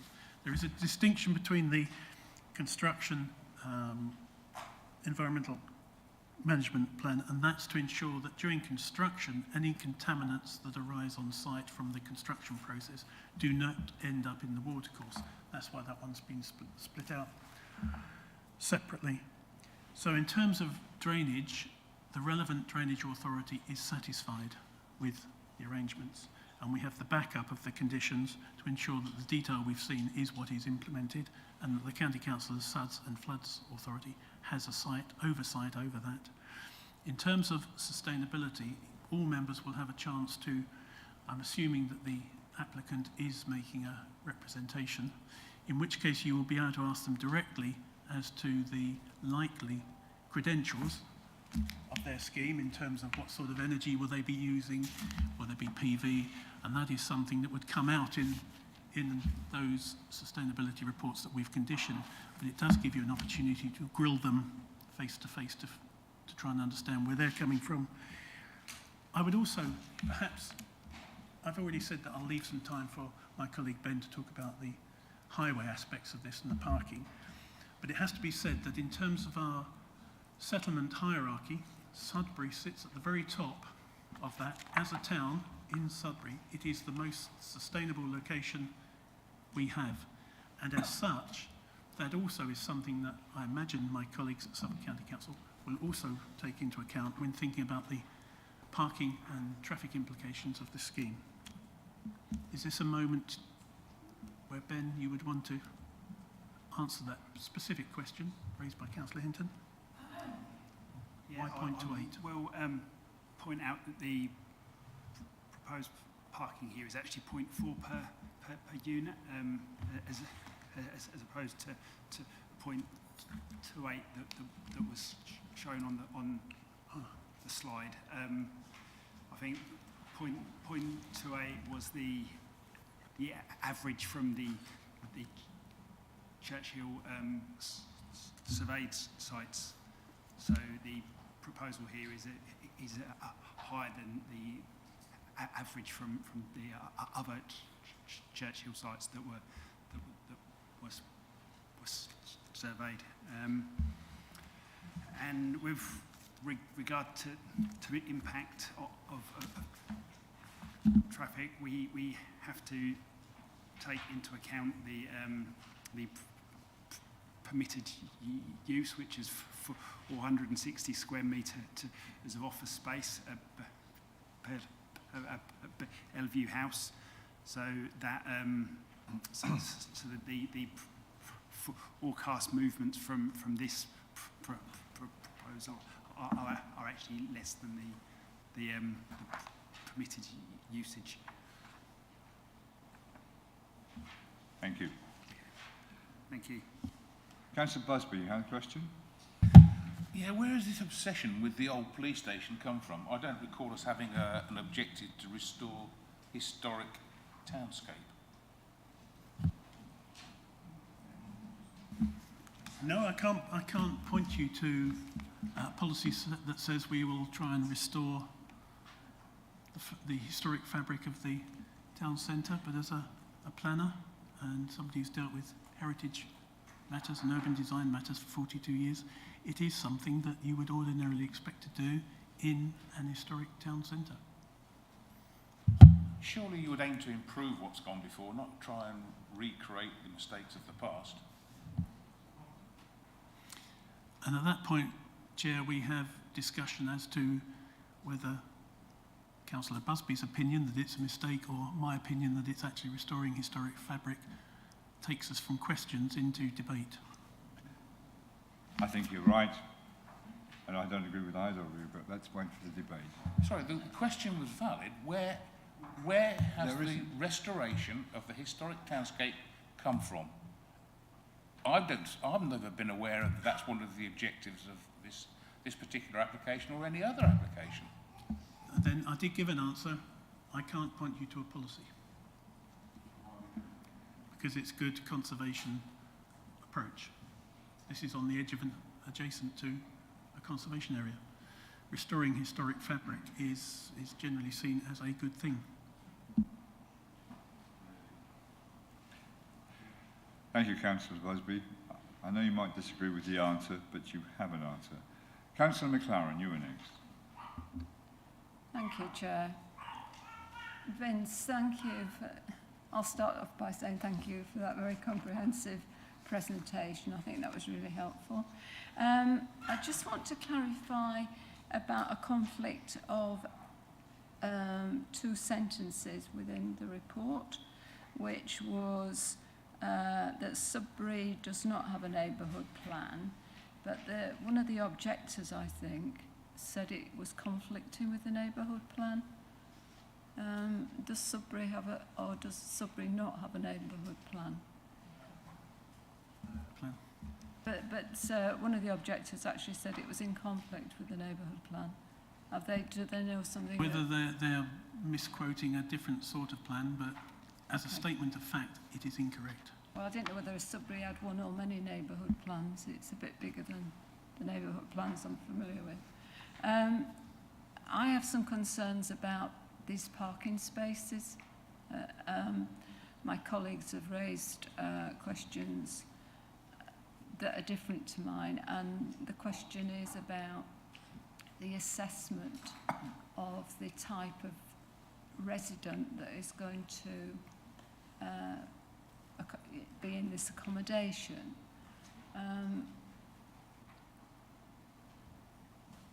We've talked about younger residents, but we're in an ageing population.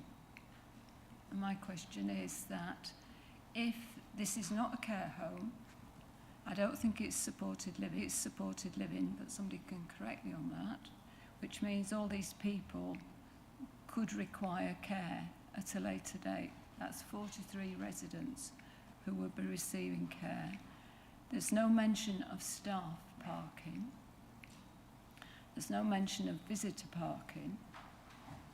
And so the question is, do you think the parking spaces are enough for what is going to, in the light of the new integrated care system of the health service, which is about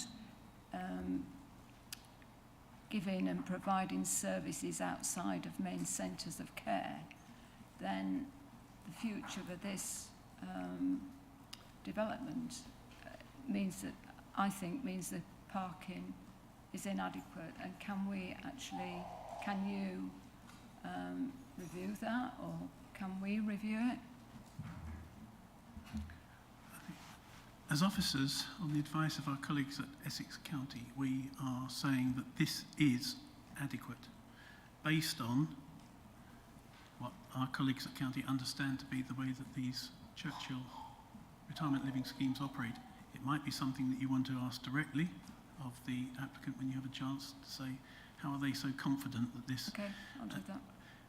I know of a lot of these schemes across Suffolk and Essex where they do operate at these levels and appear not to be causing any difficulty. Something you might want to consider, and I'm just thinking of on my feet, which is sometimes dangerous, and it's something that the applicants haven't had a chance to consider, but it might be possible to provide a pool car on this site so that residents wouldn't necessarily have to have a car, but they would have access to a car. That might be another way of increasing the sustainable credentials of this scheme, because we're already asking for 100% electric vehicle charging. It might be something you want to consider as a way of trying to tackle your concern about future parking pressure issues, if actually residents have access to a vehicle. And we've seen on other schemes, people like Enterprise are able to provide those. I just raised that in as an answer to the question that may or may not be taken up in debate. Thank you. Thank you. Thank you. Councillor Owen, you had a question. Yeah, thank you, Chair. The waste. There was an issue with the bins. Have they been sorted out yet? On the 20th of May 2022, the Waste and Environment response. I was just wondering whether they'd been sorted out. We are satisfied that bins are adequately accommodated. Have you got a slide that I can see them? I haven't got that actually within the presentation. Although I suggested it was comprehensive, it's not comprehensive enough to include that plan. Whether or not we can find that plan. All right. But we are absolutely sure that a refuse freighter can get in and out of the site. So all points would be within the appropriate distance to a refuse freighter to get the waste away adequately. Thank you, Vince. Can I just want to ask you to say a sentence again on slide 8, please.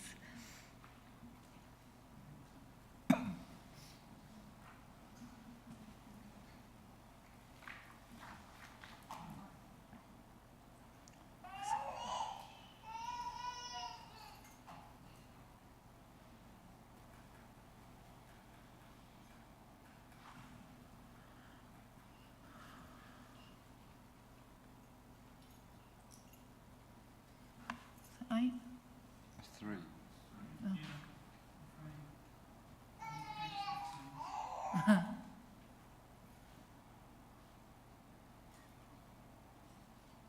No, it's 17.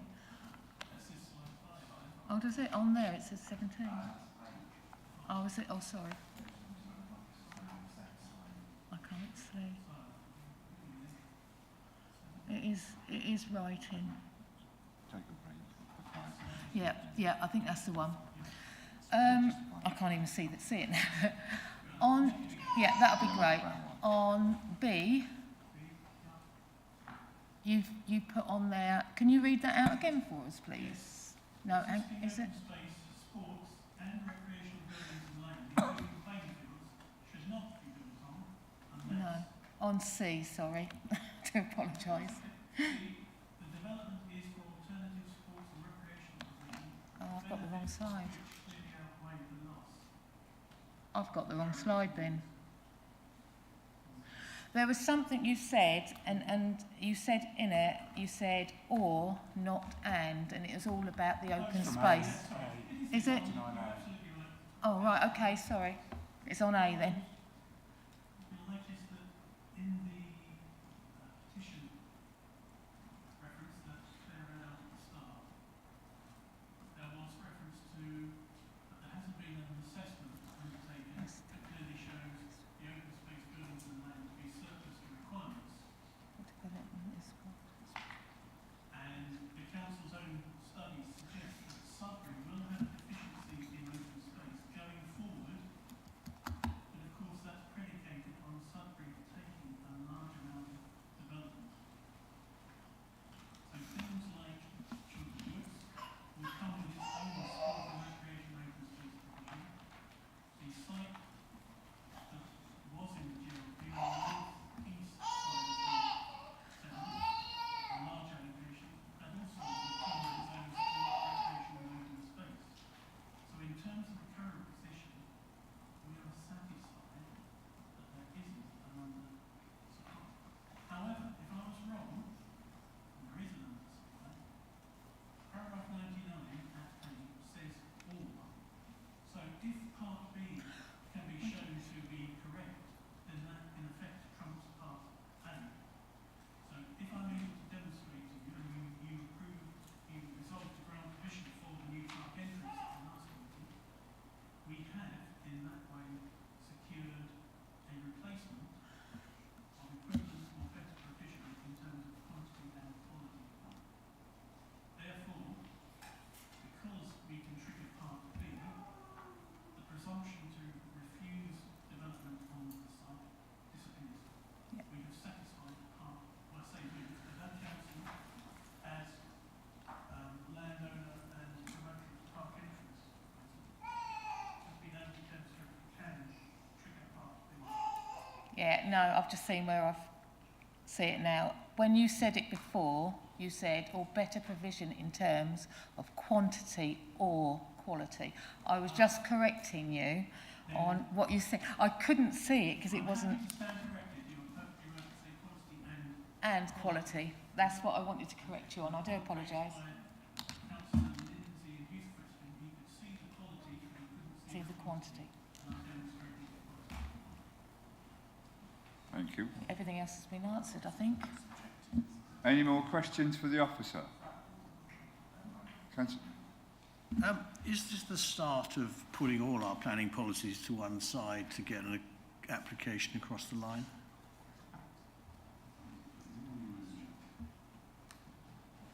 I don't think it's a question you can expect the officer to answer. Perhaps you Because could... if you want, I mean, Councillor McCraw is saying it's not fair. Let me just run through it, shall we? No affordable housing, no 106 contribution, apart from 42,000, which represents 1,000 per unit. No sill, no parking up to standard. No, I'm just clarifying your concern. Also, I sit here on many occasions when we have listed buildings nearer or further away from the site, and we are always given less than substantial harm. We have a grade 1 listed church, we have numerous grade 2 properties, and there's not a mention of less than substantial harm. So I'm just wondering where, at what point, have we decided that our policies are being put to one side and actually we put this through?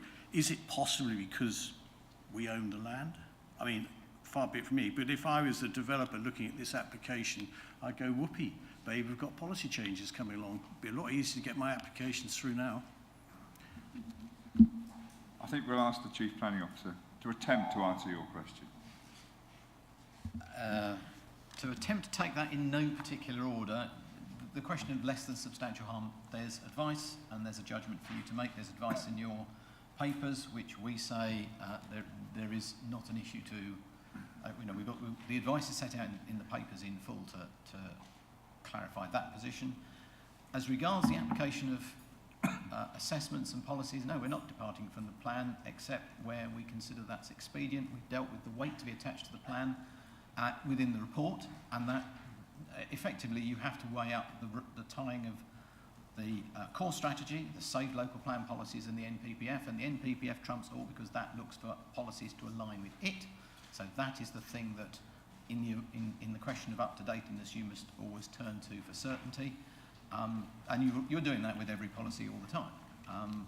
And you know, clearly the question of whether the council is pursuing the application, it's been dealt with as any other application, and in fact probably there has been more attention to the objectivity of this report than you would find in some other development application reports for developments by others, because we are perfectly aware as officers that the scrutiny of this is a matter of public confidence. Thank you for the response, and I take that on board. I think it's noted that it has been looked at very carefully, with obvious exceptions. We'll have to just judge it and weigh those balances up, which is what we're here for. Any more questions? Councillor Beer. Yes, I've got two. I've got one to the officer. What? No, hang on. They all need to be to the officer. These are questions for the officer. Well, they are for the officer. Thank you. The highway officer I've got appointed to him. All right. That's what I'm trying to say. For instance, slide 75, if you can find that, which shows the picture of the heights. The pub that's in the picture, I think it's the Royal Oak, is that the one at the bottom? No.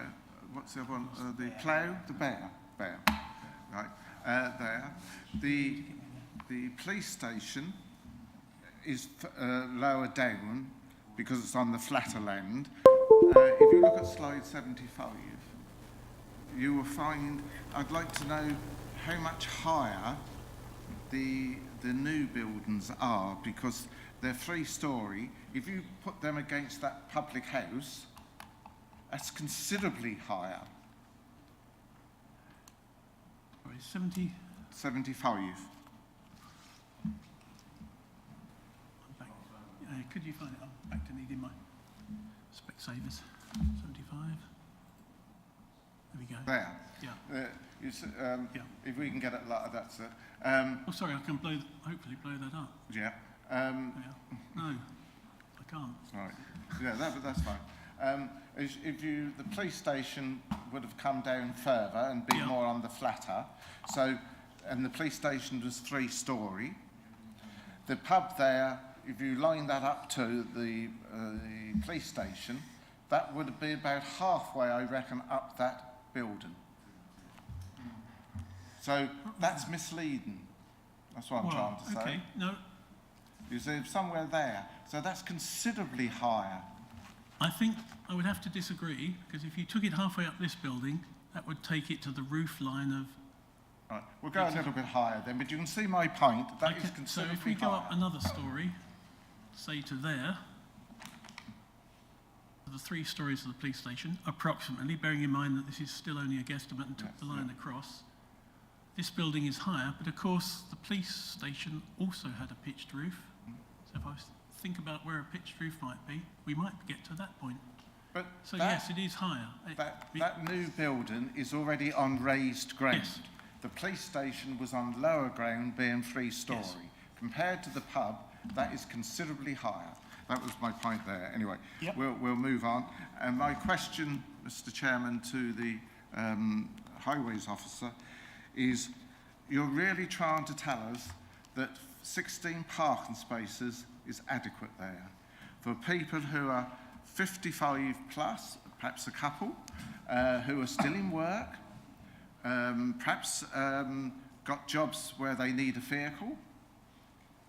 You're seriously telling us that this is sufficient? I mean, come on, that just cannot be right.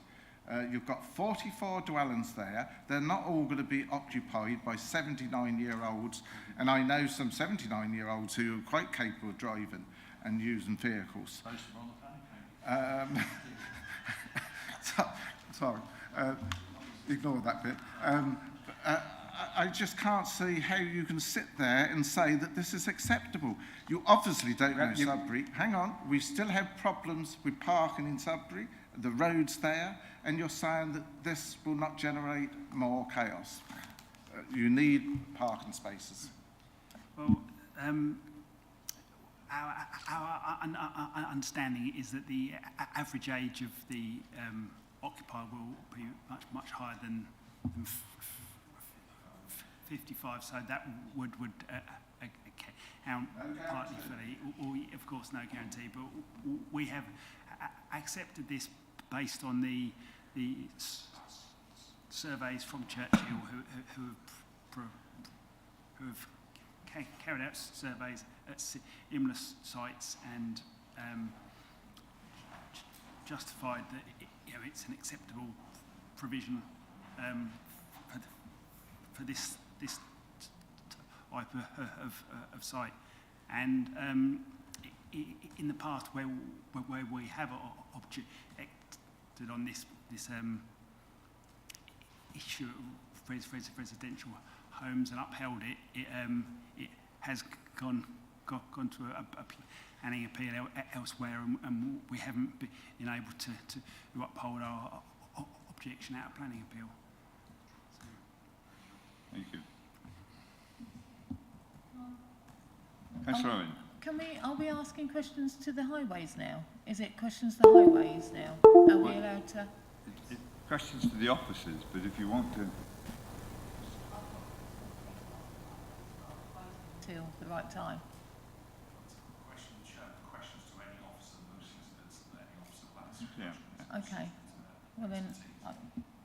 Yeah, if you'd like to carry on. Thank you. Right. 2 secs.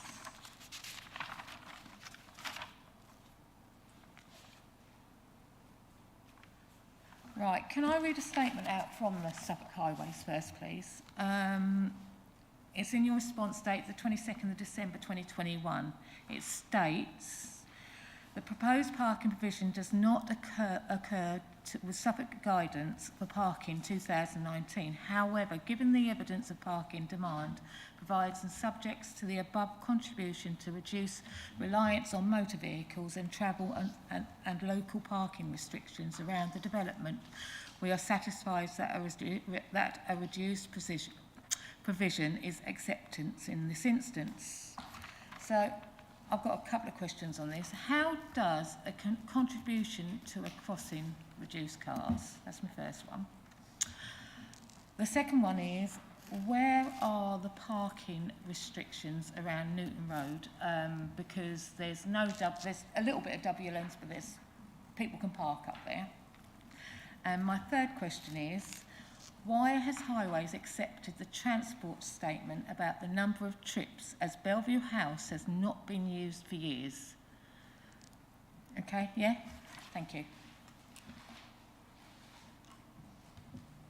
So, as far as highlighting the contribution is concerned, it's just to note that this contribution will be towards pedestrian crossings improvements that will encourage occupiers to access local amenities on foot rather than driving to them. Secondly, about the parking restrictions, we are aware that they're part of Newton Road doesn't have any parking restrictions, but the main sort of key areas close to junctions and interchanges who have parking restrictions. So and if we were to object on parking, it has to be linked to parking causing an impact on the highway. So if there was some on-street parking clear of junctions and crossings, etc., it's not enough for us to uphold an objection, because the key areas of the highway are protected by those parking restrictions.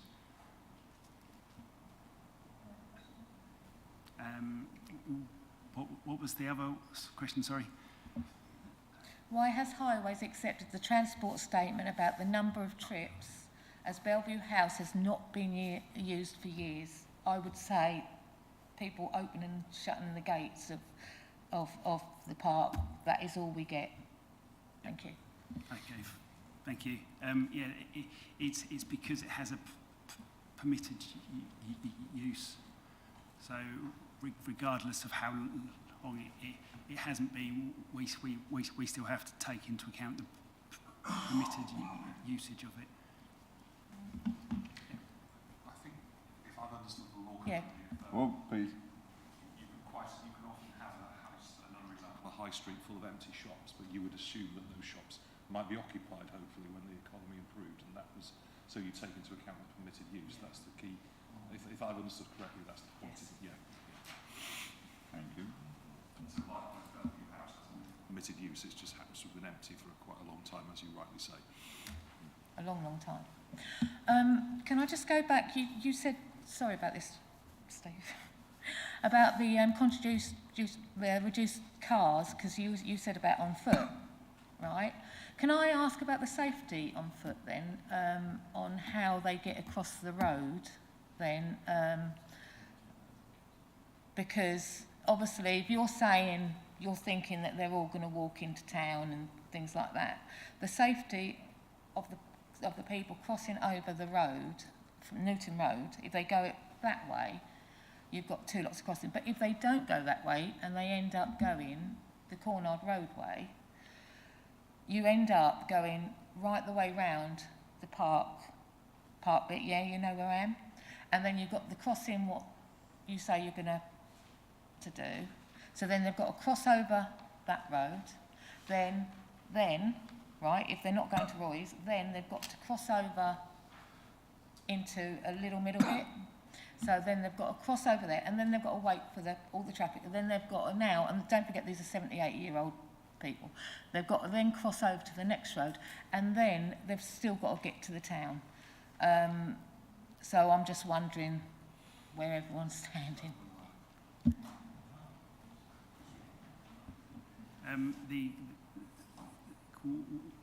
When combined with the crossing that will be provided by the park entrance application, on top of this, the county council has proposals. They're not detailed as yet or drawn up, but the county council does have proposals to improve the pedestrian crossing in this area, and the £42,000 that we've asked for would pay towards these improvements across the junction area.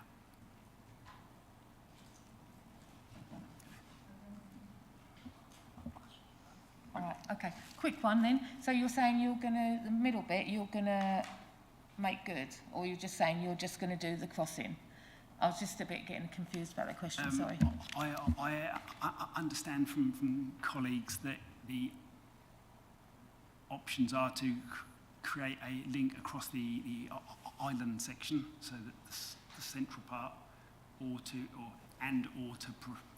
provide a crossing on Eastern Road at the northern end of that. Slide showing the road layout. Mr. Chairman, on a point of clarification, isn't the officer referring to the improvements that Suffolk County Council Highways are going to do as a result of the Chiltern Wood development? And that may be a long way off. Certainly isn't part of this.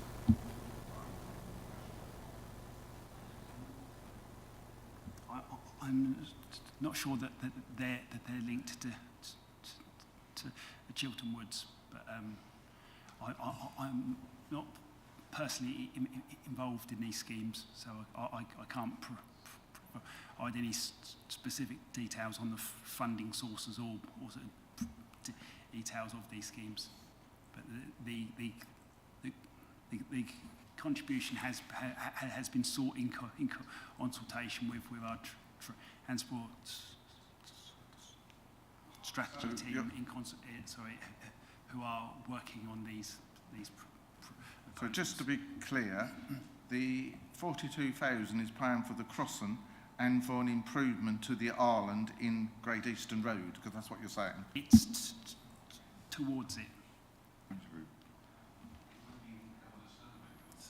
Sorry, does it help, Councillor Lindsay, you asked for the plan, we finally got it up. So just to remind members, as part of the park entrance, and the one that Councillor Owen referred to, we get a crossing at this point. At the moment, there's a drop curb in here, which gets you to the central island. There are dropped curbs at that point, which get you across that island from Girling Street, and of course you can cross there, and then you can cross at points in here. So I think what Ben is saying, that this area is going to be looked at. But of course that's not part of this proposal, that's something, those of you that wear county hats presumably will have an opportunity to either support that proposal or ask questions around it. That sits outside of this planning arena. Obviously people are crossing here all the time at the moment, and I think what the county is saying, it might be time to look again at rationalising those crossing points in order to enhance pedestrian safety. What we're saying is this delivers £42,000 towards those works, whatever they may be, and the park entrance delivers the controlled crossing at that point.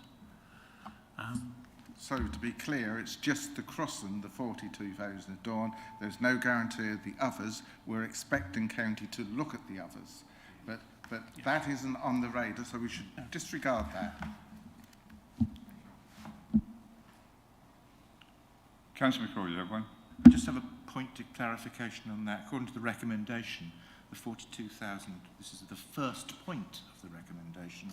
The contribution of 42,000 is to be used towards improvements to the pedestrian crossing facilities in the immediate vicinity of the development to make the development acceptable in this regard. I would take that to be the crossing associated with the entrance application that we already dealt with. And anything else is going to be a separate matter for the county council and other authorities to deal with. No, unless I've misunderstood what you've said, just to be, it's worth clarifying. 42,000 is for the crossing that's already been deferred to. No, the park entrance scheme comes with its own commitment to provide the crossing on Cornard Road. That's not what the recommendation says, Vincent, I'm afraid. It says towards the pedestrian crossing facilities in the immediate vicinity of the development. That sort of implies it is the one referred to. But of course here we are, the development is this. Okay, so the two are separate. They are separate. Fine. So what is happening is it's not clear from the recommendation. No, then, I might be honest. Then I apologise. That could have been worded more precisely. But what I can say is the 42,000 would go to other works out with the crossing in Cornard Road. That's already secured by the entrance scheme. So that's given that that's, you know, the county council are asking for that money for some improvements. But can I just check again, what is the status of this? It seems very, very vague at this stage. Improving, I mean, because that roundabout is a mess. It needs improving. But did you say the budget hasn't been found, the money hasn't been found for that? I mean, it would cost millions to improve that junction. This relates to the pedestrian crossings of this area. It's not the whole, a whole remodelling of it. It's to improve the opportunities for people to cross. So I don't have any specific details of these proposals because it's too early on in the design process. Is there a chance it may never happen? I don't think that's a fair question. Yeah, I think. I can't answer that. It's a mention all the time. Yes. Can we bring this up in the debate if you wish to discuss it further, if you feel that's strong? Chair, may I just point of clarification? I'm not promoting the proposal. The We had an hour that sounded like you were. Well, So, I'm not promoting the proposal. That is something that my colleagues in assets do. I'm putting my recommendation as a professional planning officer to you. But it is fair to say that as officers we are satisfied that this scheme works, whether or not the County Council does a wider scheme of improvements. Thank you. Well, Councillor Holt is the next in line. I was just going to say, Chair, this is almost getting into debate. So could we defer the parking and all the... Sorry, I can't... Could we defer the discussion that was Yeah, currently going on? that's It's more what that- debate than questions, and I feel that we could all participate much better if it was open to Get to that debate stage, at yeah. this time. I'm quite... So I'm going to say, right, no more questions for the officer at this stage, but he will remain available if we want to question him during the debate. I'm also now going to suggest we take a 5-minute comfort break, because some of us have been sitting in these chairs for over two and a half hours, so I think we deserve a visit to the little boys' room. Please can I warn you not to discuss this matter with anyone while you're away from this room. Thank you.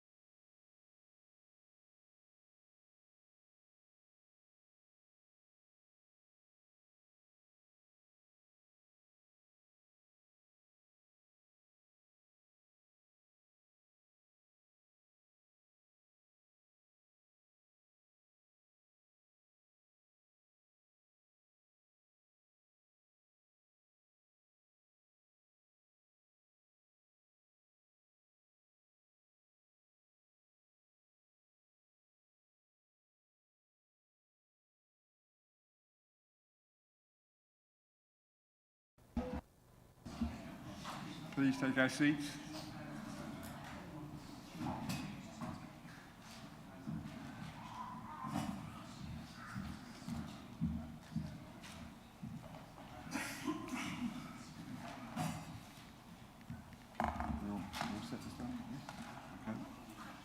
Okay. Welcome back.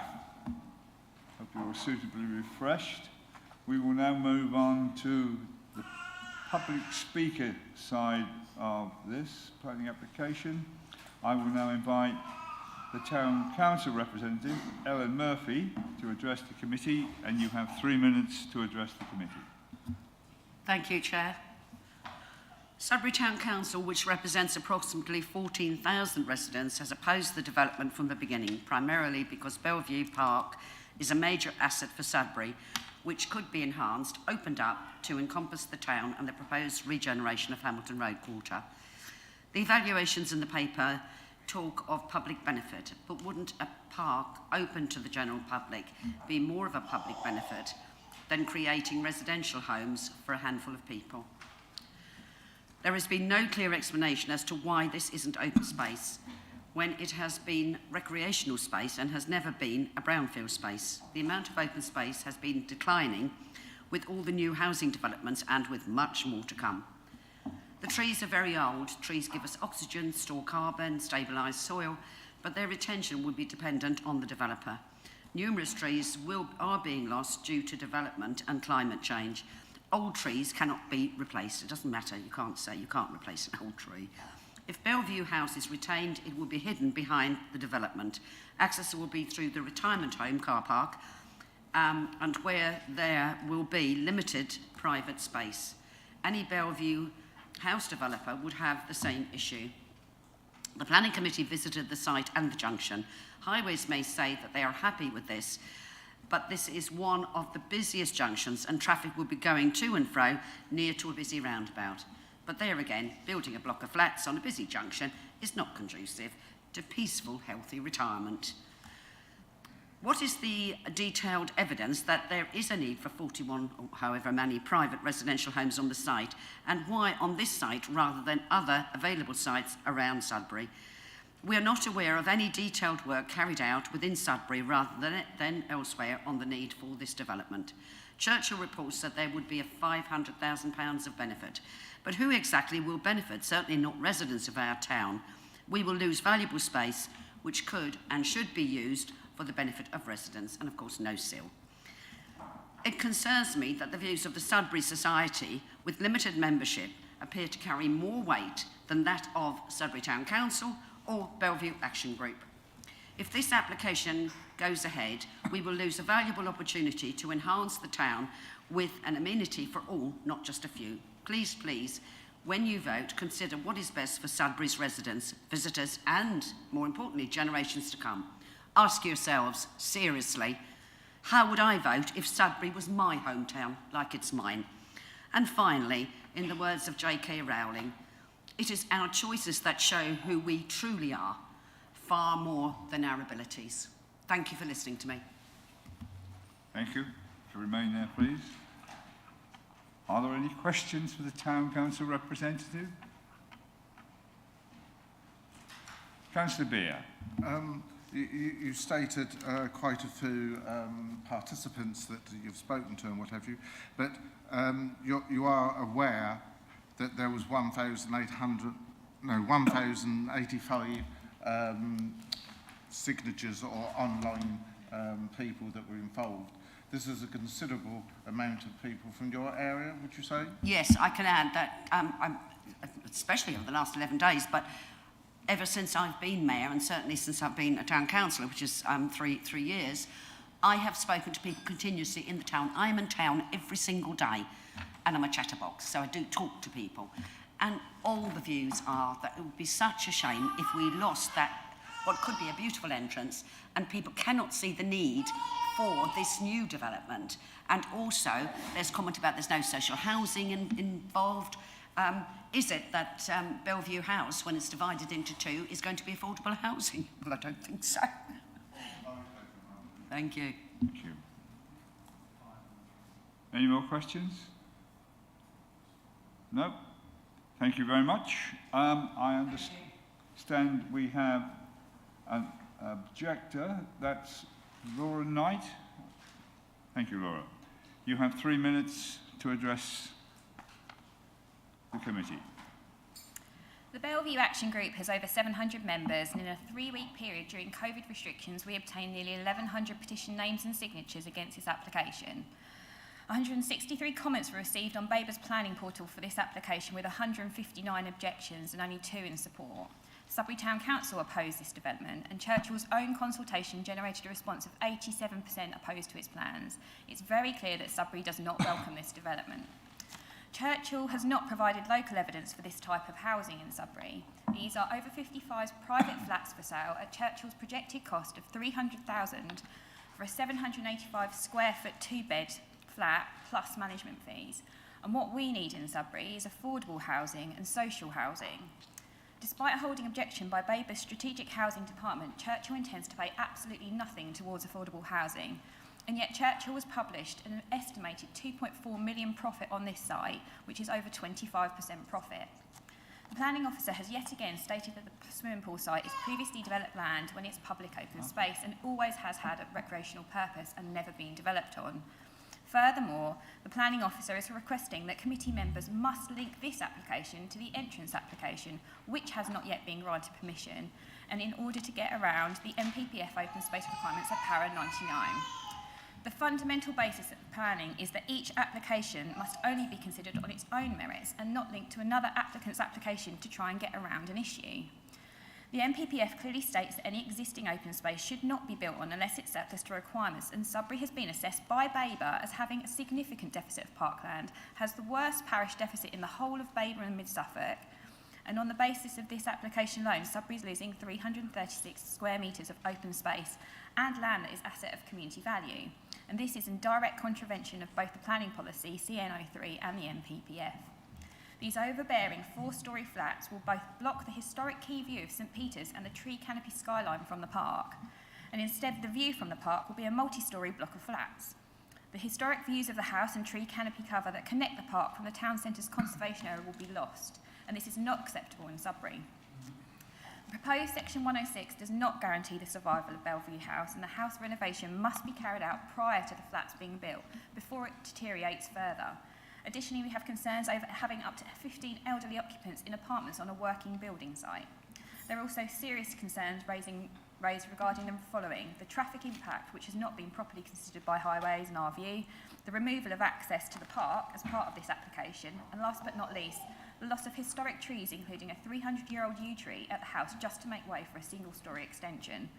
For all these grounds, and there are more, we would urge the committee to recommend the application for refusal. Thank you. I'd like to sit down. We'll see if there's any questions for you. Any questions? Councillor McLaren. Thank you, Chair. Morning, Laura. I'm not local to Sudbury, but I've listened to all these objections by you and others and read the objections. So, can you tell me what you would put in its place if this development didn't go ahead? What would you as residents of Sudbury want for Bellevue House and for all the... I do know the park, so it's not all green and pleasant, is it? So what would be your suggestion for it? In my view, and I live on Newton Road, my house backs onto the park, so I am quite keenly interested in this aside of the Bellevue Action Group. But I would want to see the house sold and those proceeds used to open up the front of this park with the swimming pool site. And I appreciate there are phased approaches that need to be done, but it could definitely, you could have genuine quick impact park improvements, which is what Sudbury's asking for. They want park improvements, not necessarily extra concrete entrance. So for me, using the house sale money to, and having that renovated and kept, but then used for opening up the front of this, so actually people can access Bellevue. You can see it round on that corner. And who would pay for all that? Well, in terms, it's the council. The land, the house itself is council property, so the funds from that, and it's public realm land. Given that the council are committed already, they've put in their budget 2 million for this plan, for this entrance on the other side, and quite happy to spend the money on that. I don't think it's unreasonable to ask for the house sale funds to be used to support opening up the front, and whether it can be done in stages, so you can have some quite quick wins and then some parking improvements over time, which is exactly actually what the council's already proposing doing on the other side. Thank you. Thank you, Chair. Thank you. Councillor Beer? Thank you. Good morning. No, afternoon now. No. Could you just clarify? I think you were saying that you weren't happy with the entrance, and your concern was where that was going to be, and also that doesn't open up at the front. You commented about that and Babergh's view on it. How do you mean in terms of entrance? You mean entrance to the... you said something that the entrance was to the side, which you didn't agree with, and that in your little speech, that the front should be more made available. Yeah. Can you just elaborate on that for me?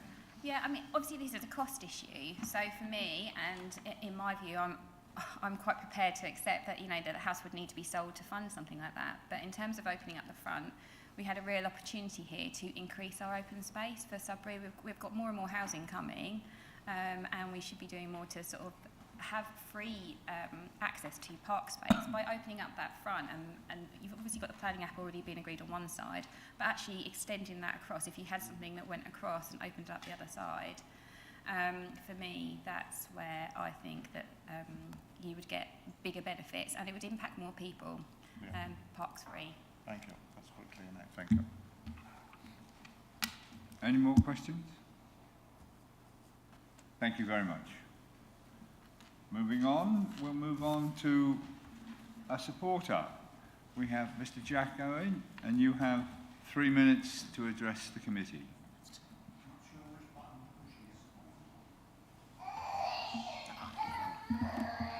Okay, thank you very much indeed, Chair, for giving me the opportunity to speak to the Planning Committee. Yes. No, I'm not a supporter of the scheme. You registered? You're not supporting the scheme? Sorry, you registered to speak when you came asked this morning. You said you were speaking as a supporter of the application. Of the application. Okay, well, I'm afraid you're not. I'm afraid you're not allowed to permitted speak then. Sorry.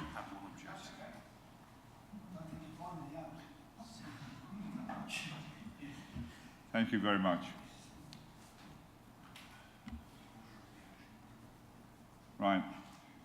As we have no more supporters, I will now ask the agent. Sorry? Yeah, but you're not into the agenda yet. Sorry. She's the ward member. Yes, you're the ward member. You come after the county councillor, then you're as the ward member. Thank you. So we have Lisa Matheson. Yes, you're there. Sorry. Thank you very much. Couldn't see you back there. No problem. You have 3 minutes to address the committee. Okay, thank you, Chair, members of the committee. The applicant has sought throughout the application to work with your officers and consultees as part of the proposals and to enable and to assist in the council's vision for the regeneration. Mr. Chairman, you haven't got the timer on. Of this part of Sudbury and the improvements to the park, and we are pleased with this recommendation for approval. The government identifies the delivery of older persons housing as critical, and the proposed development offers a high quality scheme which has evolved considerably through the input of your officers for older people on this site. There is a local need for specialist accommodation. The Strategic Housing Market Assessment from 2017 identifies there as an additional requirement for some 2,579 units of specialist older persons accommodation by 2036 in this housing market area. The National Planning Practice Guidance advises authorities to take a positive approach to schemes such as this where there is an unmet demand. Indeed, from the 2021 census data, which was just released in June 2022. In Babergh, the population size has increased by some 5.2%. There has been an increase of 30.1% in people aged 65 and over in this time period. The applicant has positively responded to comments from officers in the Sudbury Society and has amended the scheme to reduce the scale and massing, as you have seen earlier in your officer's presentation. The proposal will also ensure the restoration and future reuse of Bellevue House, which is a locally listed building.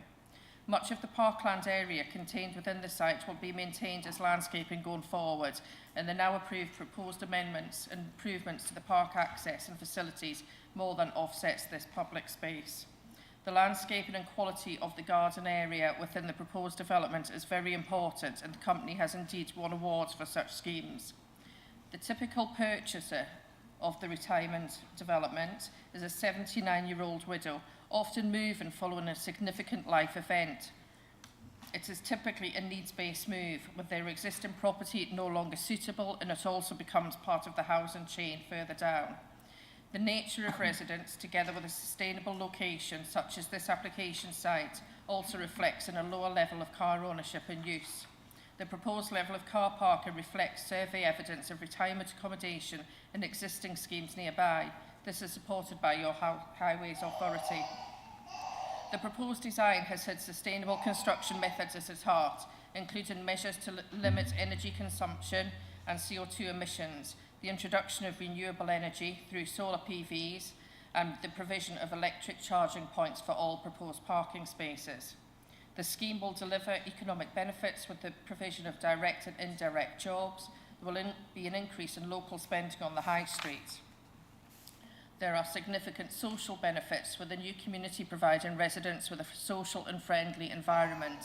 These reduce the risk of loneliness and social isolation. The proposals will provide an opportunity for residents to downsize, freeing up larger, often unoccupied family homes elsewhere in the housing market. I must stop you there. You've had a good 3 minutes. Thank you. Thank you very much. Will you sit tight? We'll see if there are any questions for you. Yes, certainly. Any questions for the agent? Councillor Busby, you were...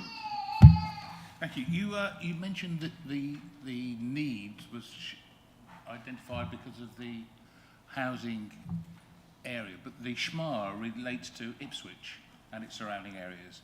Is that as close that you've done? You've not done one specifically? That for housing Sudbury? market assessment was, in terms of the census data provided, that was linked to Babergh in isolation itself.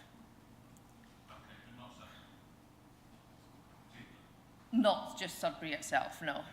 Another question.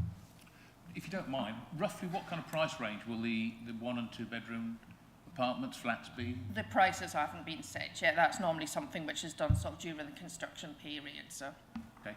But it is obviously it's set to be priced for people in the area of Sudbury itself. This scheme's not providing any affordable housing. That's correct. Contribution. One of the reasons that the Basingstoke application went through was because the inspector was impressed by the high level or substantial contribution to affordable housing. How come they can get affordable housing and we can't? Yeah, obviously each application is determined on its own merit. You know, every site has got different viability considerations.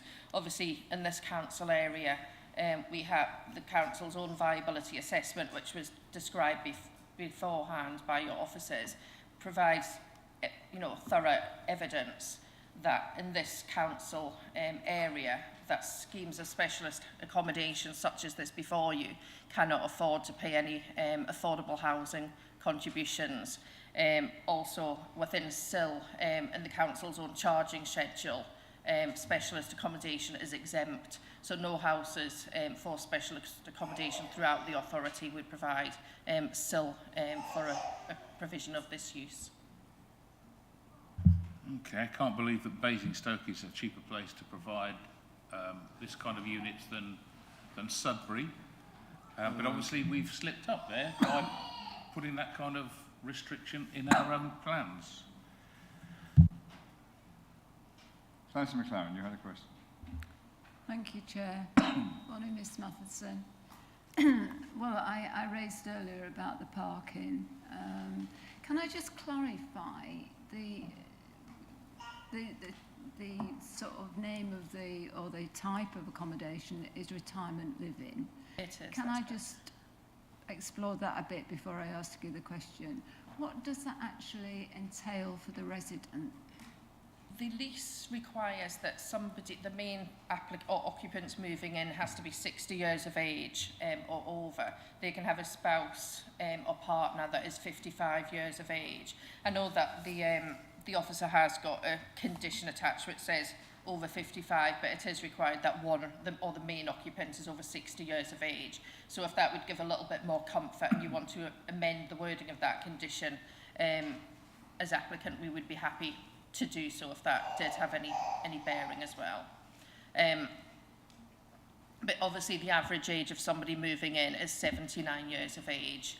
You know, you might get one or two people at that lower end of the scale, but certainly the average age and substantial survey information is 79 years of age. Thank you. And so what support, this is a wide age range, and I imagine it's people of different ability and disability. Is it? Disabled? Are these? If somebody's requiring substantial amounts of care, they probably wouldn't move into a development of this. Most people are independent, that they can get about themselves. You may get the odd person who, you know, internally there is, you know, level access within the development, and there is a lift that provides access to all floors of accommodation as well. There is one member of staff there with the owner's lounge, etc., but it isn't proposed that there's not care as nursing care as such that you would get in a nursing home, which would be for those type of occupants that would require that from the offset. So to go on to really this is related to the parking spaces. How many staff, if we go with the staff to begin with, how many staff do you employ in a development this size? How many staff would be on duty? There's one member of staff who's there during daytime hours, Monday to Friday typically. So that would be like a care sort of a manager? Or? It is, yes. Yes. So if there's any queries, you know, they could be raised directly with them outside of those hours in the evenings, etc. There is a call alarm system as well. Okay. So we've got these people. So I think if your average age is 79 and a non-driver, then these residents are going to have a lot of visitors. We find in terms of when people move in, a lot of people, obviously this is probably a more sustainable site than a lot of site we get in terms of proximity to town centres compared to some of the other sites. It's in terms of the visitors, there's not huge. I think all of the evidence has been submitted with the application, the highways report.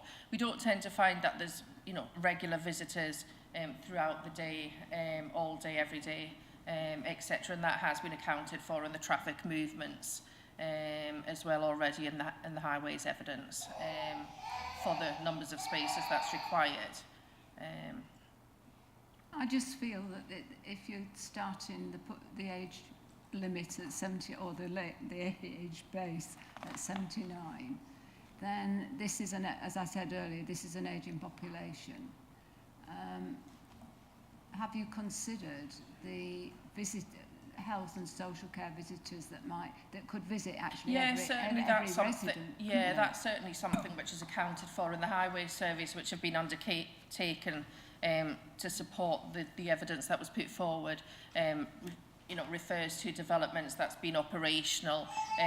So, you know, you would have the visitors coming in, you would have one or two people might have care staff that might come in for an hour or two a day as well. So that's certainly been allowed for within the figures as well. Obviously, in terms of if somebody's looking to move into a development as well, it wouldn't actually be in the company's interest to underprovide parking, because that's something, you know, somebody would obviously ask those questions as well when they moved in. So it certainly wouldn't be in the company's, you know, position to undersupply car parking, and we're confident that we have got this right. But in this case, we have, as your highways officer has alluded to, we have provided, in addition to the 12 car parking spaces that the survey evidence does provide for, so there's an additional few spaces provided on top of that as well. There's also a buggy store which is provided, which would supplement the parking spaces. Just to go back to your potential customers, you've just raised it yourself. So if I was purchasing one of these apartments, yes, and I asked for a parking space, would I be able to purchase a parking space? They're not allocated the parking spaces, no.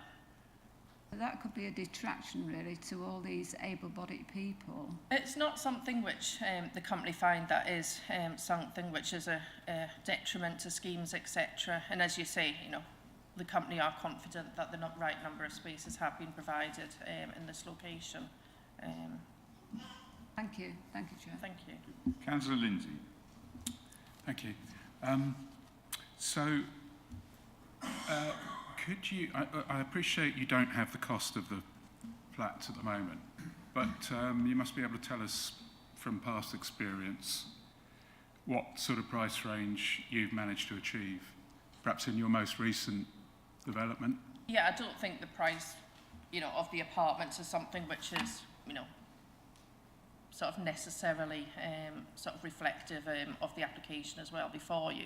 But yeah, the prices haven't been set as yet, and it's something you say you're meeting a need, you see, and the point is there are a lot of old people, of course, and more, yes, but a lot of people can't afford private flats with a nice warden or whatever it is.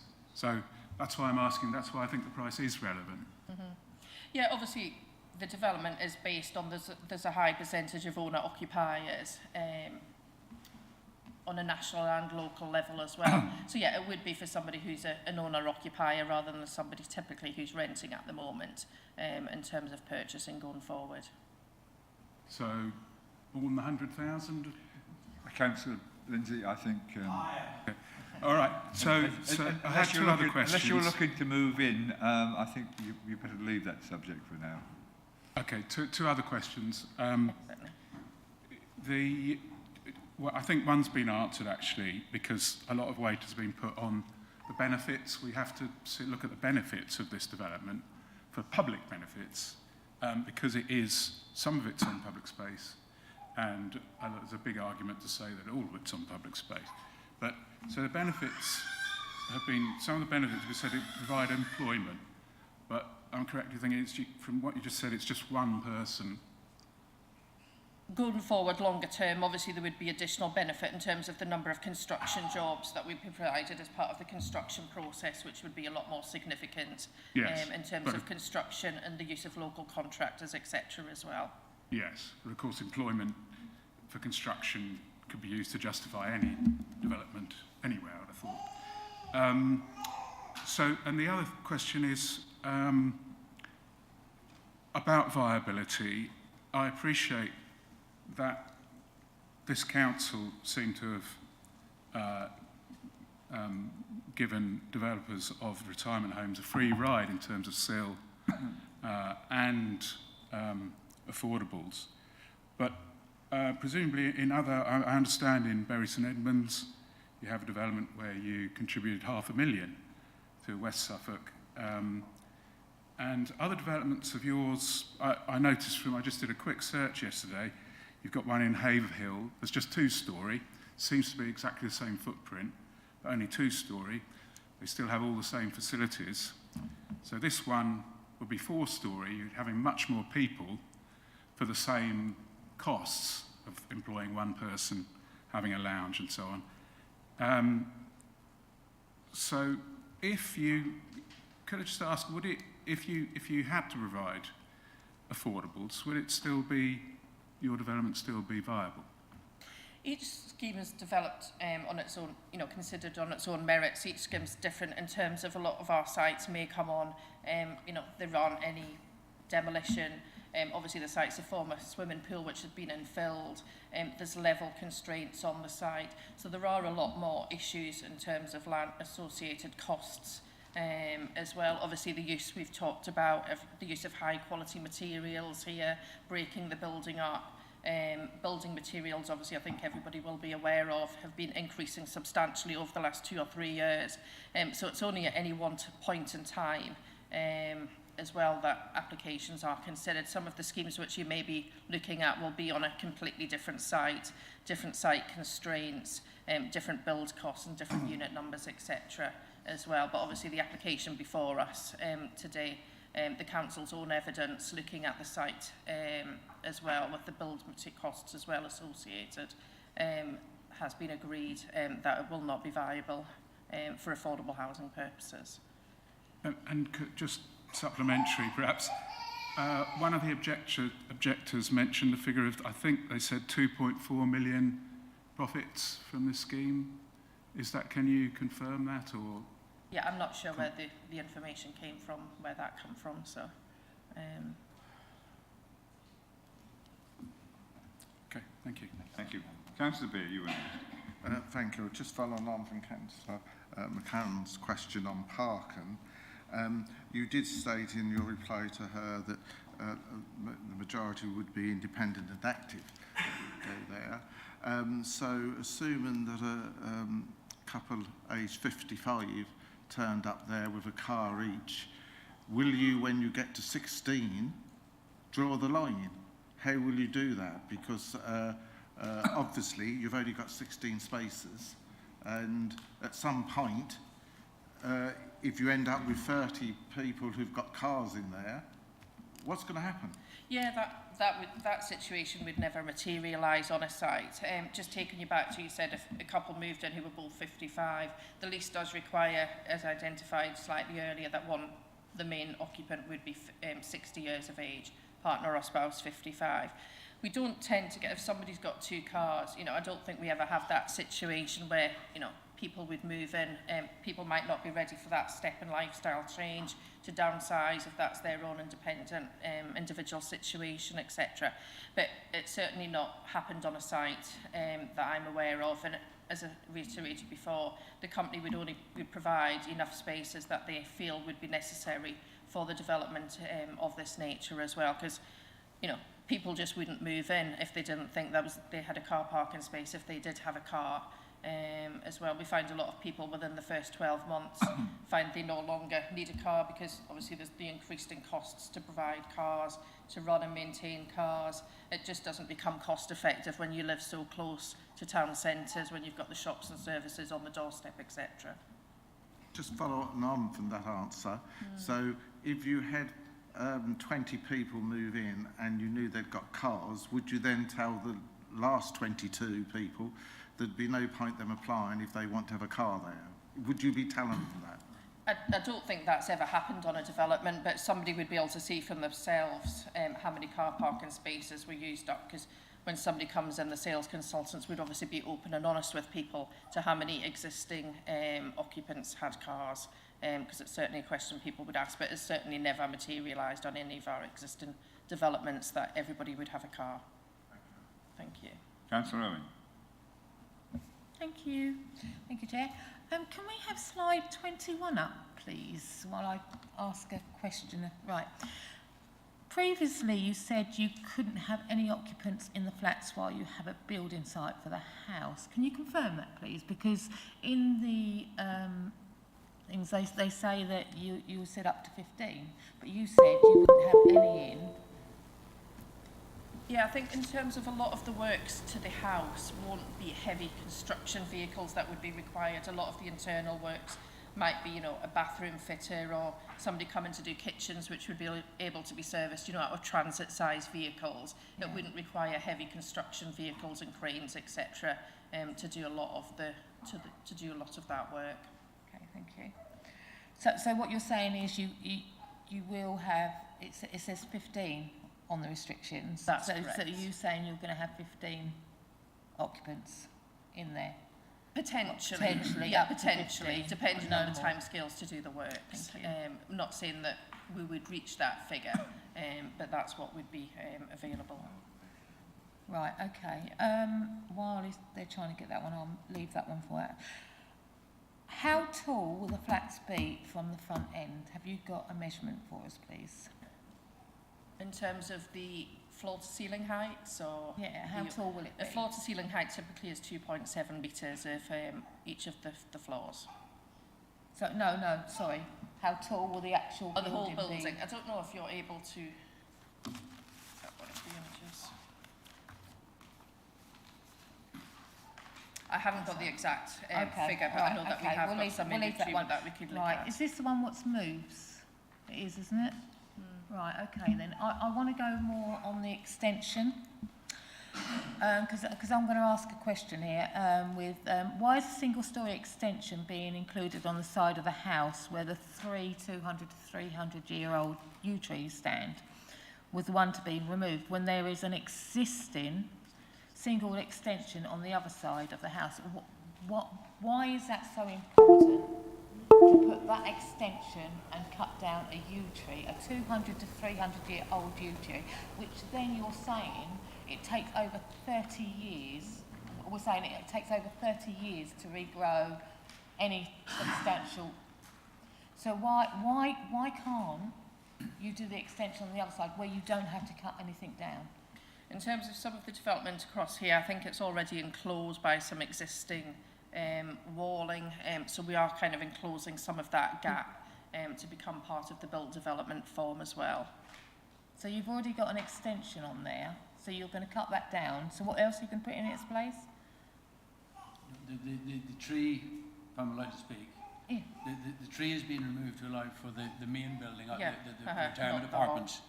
The little bit of extension on Bellevue House is simply enclosing what is an already open yard area. So the wall is already there. The tree does not sit inside that yard. That yard already exists. All we're doing is putting the roof on it to enclose it and make it part of the building.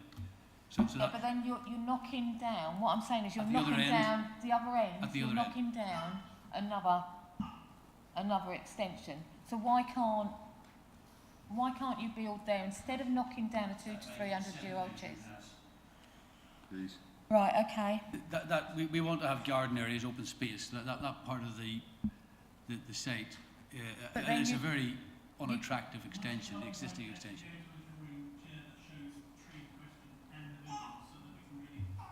Yeah. You can find it quickly, please do. And on that one. Shall I ask another question while you're Yeah, go on. looking? Right. What is the timeline for the house conversion? And then that's at part A, and the part B would be, and what is the timeline for the flats, please?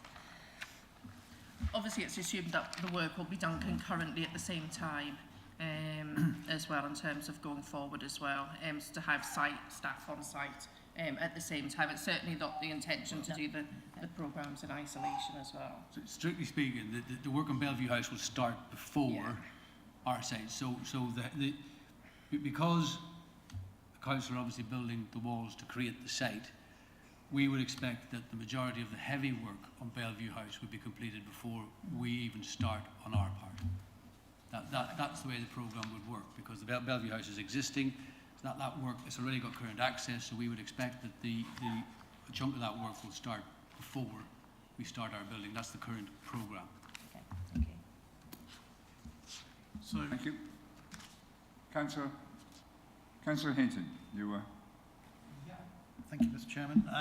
Two questions. First of all, we've talked about 41 flats. How many bedrooms are there? It's a mix of apartments, so it's Oh, one yes, and which two makes it- bedroom How apartments. many bedrooms are there? Yeah. In terms of, sorry, I'll just get the split for you.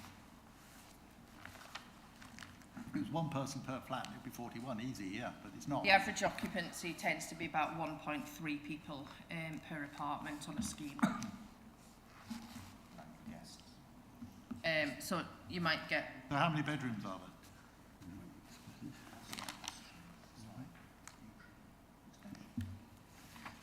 just bear with me, I'll just come back to make sure I get it 100% right for what was changed. Meantime, Alison, is this going to help you ask your question? Can I just explain it, Councillor Owen, to help? So the tree in question is this one. So that's the yew tree, and as you can see, the footprint of the proposed building comes to that point there. So it actually would effectively go right through the middle of the trunk. Now you refer to, couldn't the building that's being demolished be used to provide that accommodation? Unfortunately, the building that's, the single-storey extension that's being demolished is at the eastern end of Bellevue House, which would be the two houses. So it has no relationship to the retirement living accommodation in this block. So in order to get this building in this position, because the building comes out to that point, it does require the felling of 1, 2, 3, possibly there, the fourth tree, simply because the building sits in that position. On Churchill's apartments, not Yes. the Bellevue House. Correct. Okay. Councillor Hinton, do you want to finish your... Yeah, well, the bedroom number was the first one, yeah. And the other one is that you mentioned during your presentation about the demand had been established for quite a lot of older persons accommodation, etc. Bearing in mind that the ONS said just before the last census was actually conducted that Babergh was the second lowest growth area in the eastern region, with only 120 people extra in a year, and bearing in mind that the government requires us to build 450 homes a year, and yet we have 4,497 exact permissions that have been granted but not started yet.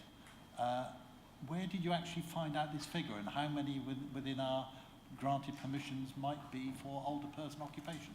The census figures that I read out to you was publicly available information that came out, and it was released in June this year, in terms of the data for older persons, and the overall figures as well. So yeah, that was based on last year's census, which was just released in June. But it was older persons in accommodation, or older by persons, accommodation, or no, just older by persons numbers? in Babergh By itself. numbers? Yeah, by numbers. So I would come into that. No. Yes. Well, I'm over 55. Okay, okay. It was over 65, the figure I actually cited. Thank you. Councillor McGraw, you were... Craw. You're going to get it right one day. McGraw, one day. It's all right. It's just a C or a G. They're not difficult. Ms. Matheson. Going back to car parking, because it was suggested during the presentation by officers that you might be willing to consider a car sharing or a carpool as a scheme to actually address. I mean, there are 41 flats, and getting a figure of 1.3, so we're looking at an occupancy of somewhere pushing 60, and 16 car parking spaces. I have to say it still seems awfully small, because there are so many smaller vehicles being used these days. People are being encouraged to use electric vehicles, and they are very suitable for short-range travel. So two questions, really. One, would you be willing to consider increasing the number of car parking spaces? Would you be prepared to consider and accommodate that? And second, a car pool scheme on the site for the purposes of those residents. Obviously, you'd have to cost that out, but if that were to be suggested as a condition, would you be prepared to consider it? It's something, obviously, in terms of a car park management plan, perhaps. You know, we could provide information in terms of that. The car share, it's certainly something we could put to, the applicant if that was to be inserted as a condition. The other thing I was just going to be mindful of, we have got when you say smaller vehicles with the location, the the provision of the buggy, electric charging buggies is in addition to the parking spaces as well, where there is space for a number of those to be positioned as well as the parking spaces.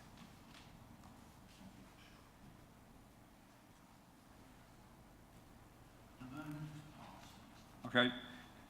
Hopping quick, Councillor Hidden, before the moment returns. One just quick one, Mr. Chairman. I did note within the report that it did mention defibrillator machines. Would you be bearing in mind this is for the older population with an average age of 79? Would you be prepared to install defibrillator machines? Yes. Yeah, I think the answer to that is yes. Yes, that would be acceptable. Councillor Holt. Yeah, just one question really. In your marketing for the site, I take it you would, as a developer, be quite concise about the fact that there are limited parking spaces and that anyone buying the properties would be fully aware of the situation, regardless of whether they had a car or not, and that any visitors they may have would also be aware of that, and that will be a deciding factor in whether they were to purchase the property. Leading on from that, the town centre has adequate parking for visitors, and I would also remind Councillor Beer that he was certainly on the planning committee that approved the Great Eastern development, which only provided 3 spaces for 15 flats. Thank you. Thank you for that question. No, you're only going to retaliate. No. Councillor Osborne. Thank you, Mr. Chairman. Just a quick one about the mobility situation that you have with the older residents that are there. I take it, and I'm not, and if I'm wrong, please correct me, but you're going to have lifts available in that area. There is a lift within the building Just that one has lift. access. Just one lift? There is just one lift on this development, I believe. Yeah, I understand there'll be one lift within the development, yes. And the other point, of course, is you are going to have mobility scooters stored within that building, in those rooms. I mean, how are you going to get over that for health and safety? The mobility scooter area is actually external covered area within the site, external to the site. So they've obviously got the ability to walk the area corridors that the flats come off of. Yeah, thank you. Yeah. Thank you, Mr. Chairman. Councillor McCarran. Thank you. Sorry, I'm coming back again. It was just prompting me about the lifts.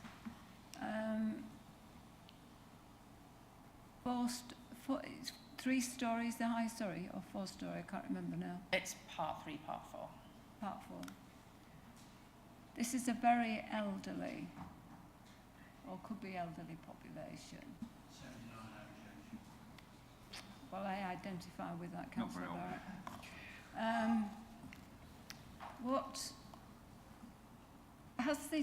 Does the county fire service give you advice on, because you've got one lift, on the evacuation procedures for residents? Well, hang on.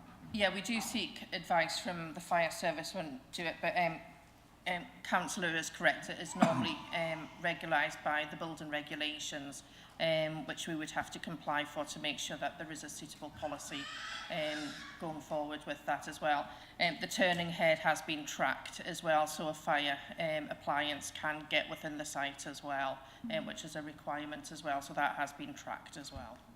I'll just make a comment though, as an ex-regulator, one person on duty seems inadequate in the event of a fire for evacuating 41 flats. I'll just make that as a comment. Thank you. Thank you, Chair. Well, no more questions? We'll work on, because somebody's very keen to talk to us by the sound of things. I think, thank you very much indeed. Thank you. We now have County Councillor Jessie Carter. You're going to speak to us. You have 5 minutes to address the committee, and you can share that time with your partner there, or you could do it all yourself.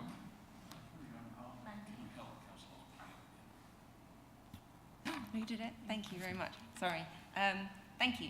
As Sudbury's County Councillor, I believe I'm only permitted to speak on county issues related to this hearing. So I'll focus on highways today. These views are not only my own, but those of concerned Sudbury residents of whom I represent. We've spoken a lot about the parking spaces. We know that they're proposing to only supply 16 parking spaces, meaning the proposed parking provision does not accord with the Suffolk Guidance Parking 2019. The populace of Sudbury already struggle with residential parking, and this would add to the strain if over half of potential driving residents were not catered for. Churchill claim that they have done this because they believe their targeted residents are at the age where the majority will not have their own vehicles. But this is an alarming assumption, and in the likelihood that they are wrong, they have also not taken into consideration any visitors that residents might have, and this could leave care workers, food deliverers, taxis, family members, etc., with nowhere to park on site and will be left to find on-street parking, which will potentially create an overflow that will spill out onto Newton Road. There's also a distinctive lack of disabled and emergency vehicle parking spaces, especially considering who their target residents are. Carrying on from this, where are the parking plans for or access for residential dwellings at Bellevue House?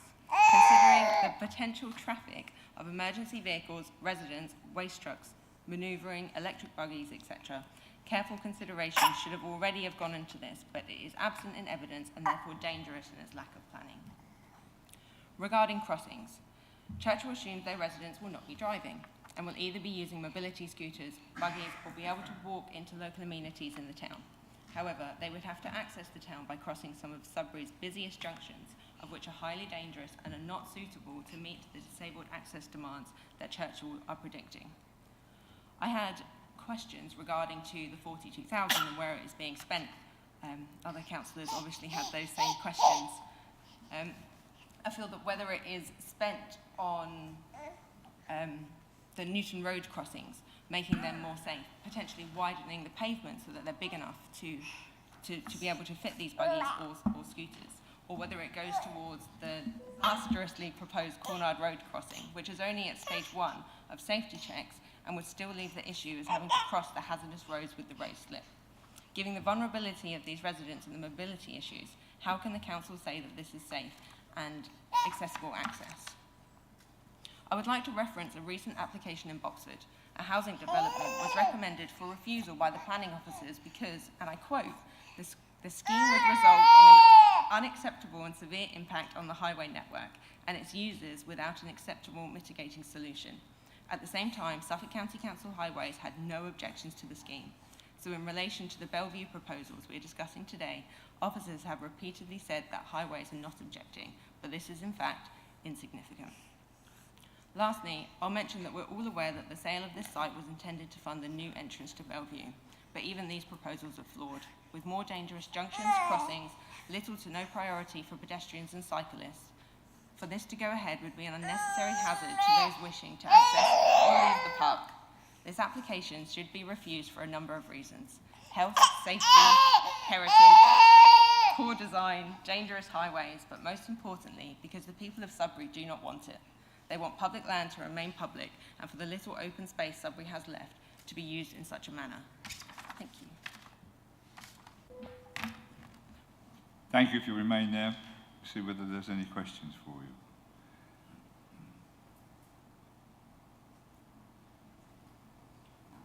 No? Thank you very much. I should say thank you twice, shouldn't I, really? With your... Right, we're now moving on. We have the ward member present. Councillor Ayres, you have 5 minutes. Yeah, Oh, we've got to wait until the sand goes down. I'm sure that's a song somewhere, isn't it? When the sand goes down.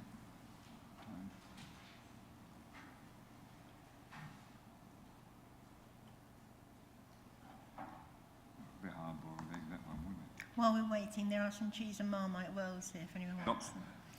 Councillor Ayres, I've warned you before about trying to bribe people in the committee.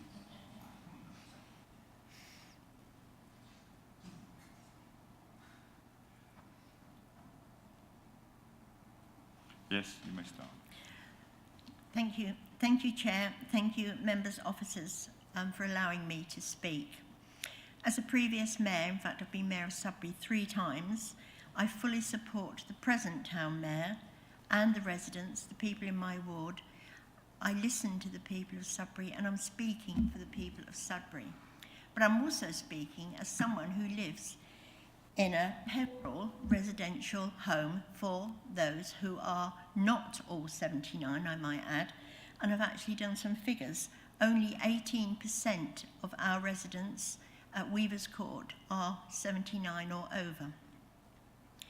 The parking problem, Peveril's, I spoke to our manager recently, and she said, according to their magazine, the rows and the arguments over the parking when there is insufficient parking.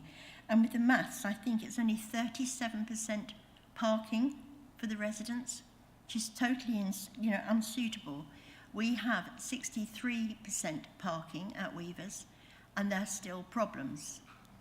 So, that is a real thing that I'm worried about. And to consider that once you're over 60 or 55 I find it quite insulting, because I am 20 years older than the 55. In fact, I just had a birthday, I don't mind saying, I'm 76. No way am I over the hill. I drive, I do voluntary work, and I walk a dog. I am very busy, and I drive my car, because I have family who do not always live in Sudbury. So I need my independence. And we're talking about quality of life, and these people who purchase these flats want quality of life. The purchase price, I know it's been talked about, but I know with mine, I pay £2,400 a year for the fact that we have a manager, a gardener, and a window cleaner. I also pay £240 a year for the ground rent, which I'm sure they would ask for. And when I pop my socks and my family purchase or have my flat, they have to pay 1% back to Peveril's of the actual value of the flat at that time. So I think they ought to be considered. So if you're on a basic pension, no way would you purchase one of these flats. The other problem I have is that those that are in mobility scooters, and we have 2, but they have complained bitterly about highways, the state of the pavements, the dropped curbs, and I would suggest that maybe somebody from highways with maybe some armour on would like to try doing the streets of Sudbury with on a mobility scooter, because the way they are at the moment, I would not go on one. So the present figures I don't think are realistic. Sudbury is a town quite different to the other towns. Oh yes, we're close to the town centre, so am I. But there are also people who may want to go. I love to drive to the coast. I love to visit people in other places. So I think we've really got to respect that they are not all 79 plus. In fact, a lot of our new residents are maybe 60 to 70, and they're all very active. So thank you for listening, and please, because I do understand, because I live in one of those homes. And the other thing I would add, I do have an area of garden, and gardening is so good for you, for your health and welfare as well. So thank you for listening.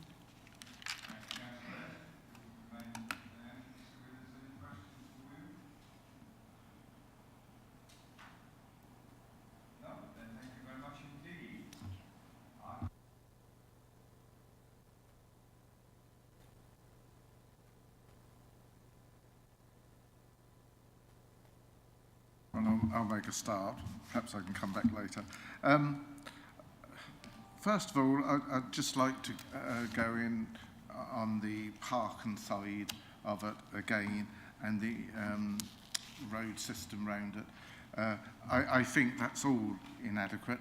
I just want to bring to members' attention that on the 6th of September, Suffolk County Council held We Are Listening tent on the Market Hill in Sudbury, and I attended it all morning.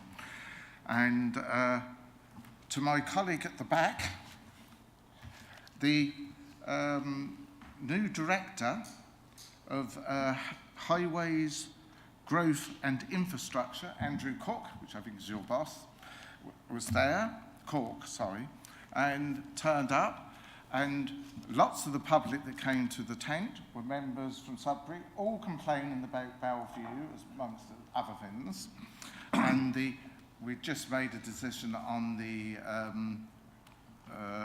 entrance in Cornard Road, which affects my population greatly. They were really complaining. It's unbelievable. They thought the town wasn't listening and what have you. We tried to explain the different categories of governance to them. But at the end of the day, that was the biggest complaint we had. Now, Andrew Cook, he was new. I said to him, do you know the area? He said, yes. By the way, he couldn't get parked in Sudbury. Could not get parked. He parked in an hour space, which obviously he was running out of because we were there 4 hours. And he had to go and move. And I said, well, I'd like to show you this entrance in Bellevue. I said, because I felt the highway officers who have come forward on this over the period of time haven't understood it, in my opinion, no disrespect to you, haven't understood the area. And we stood on the corner and he saw the traffic. Well, I won't go into all the details because that was the previous planning application for the entrance. But what he did say to me was that whilst he felt that safety may not be an issue there because people cross the road and have to do things now, he did say, and I'd like you to check with him, that the amount of traffic along there, in that area, pedestrians trying to cross the road and all the others, is very, very difficult. And he acknowledged that. And I thought that was very important. Now, going on to this development, I think it's all over Masson. I think it's all too mighty, the buildings. It doesn't need to be so forefront there to the public. Bellevue House, yes, I think can be revamped and redone, and I think it should have its own private entrance, actually. Certainly, with the amount of lack of parking, people coming there are going to try to park in Burroughs Peace Road, and those of us who live there know very well, and local councillors who are on the town council should know as well, that you can never get parked there and you live in that area. So people visiting this site would naturally go there and try and park because you can't get parked in the town either. The whole situation is really ill thought out. It's coming ahead. We're not sure whether we can get the entrance done prior to all this to make it easier. We're not sure that if we do the dwelling at Bellevue House, whether people will be able to come in and out while all these repairs and improvements and buildings are going on. I think at the end of the day, members, you need to listen to the people of Sudbury. They are adamant that this is not right. They're not saying that nothing should ever be done, but this isn't the right answer. And I will go as much as to say that we should refuse this, but I'll leave that for others. Well, it was a bit early in the debate. Thank you. Thank you, Councillor Beer. Anyone else like Councillor Barrett? Having listened to all the things, and obviously coming here with a completely open mind and very pleased with the presentation that we've had from Vincent, which gave a very good oversight of what we are looking to achieve, I have come to the conclusion that it's a great opportunity missed by the District Council. I think what we should be doing, and I've got scars on my back from Bellevue. pretty much, I'm very much was in favour of the hotel development knocking the house down, hotel development, beefeater on the front, which actually did have quite a lot of parking spaces provided. Interesting enough, for a 50-bedroom hotel, had probably about 40 or 50 parking spaces, interesting enough. Again, our policies seem to have got set to one side.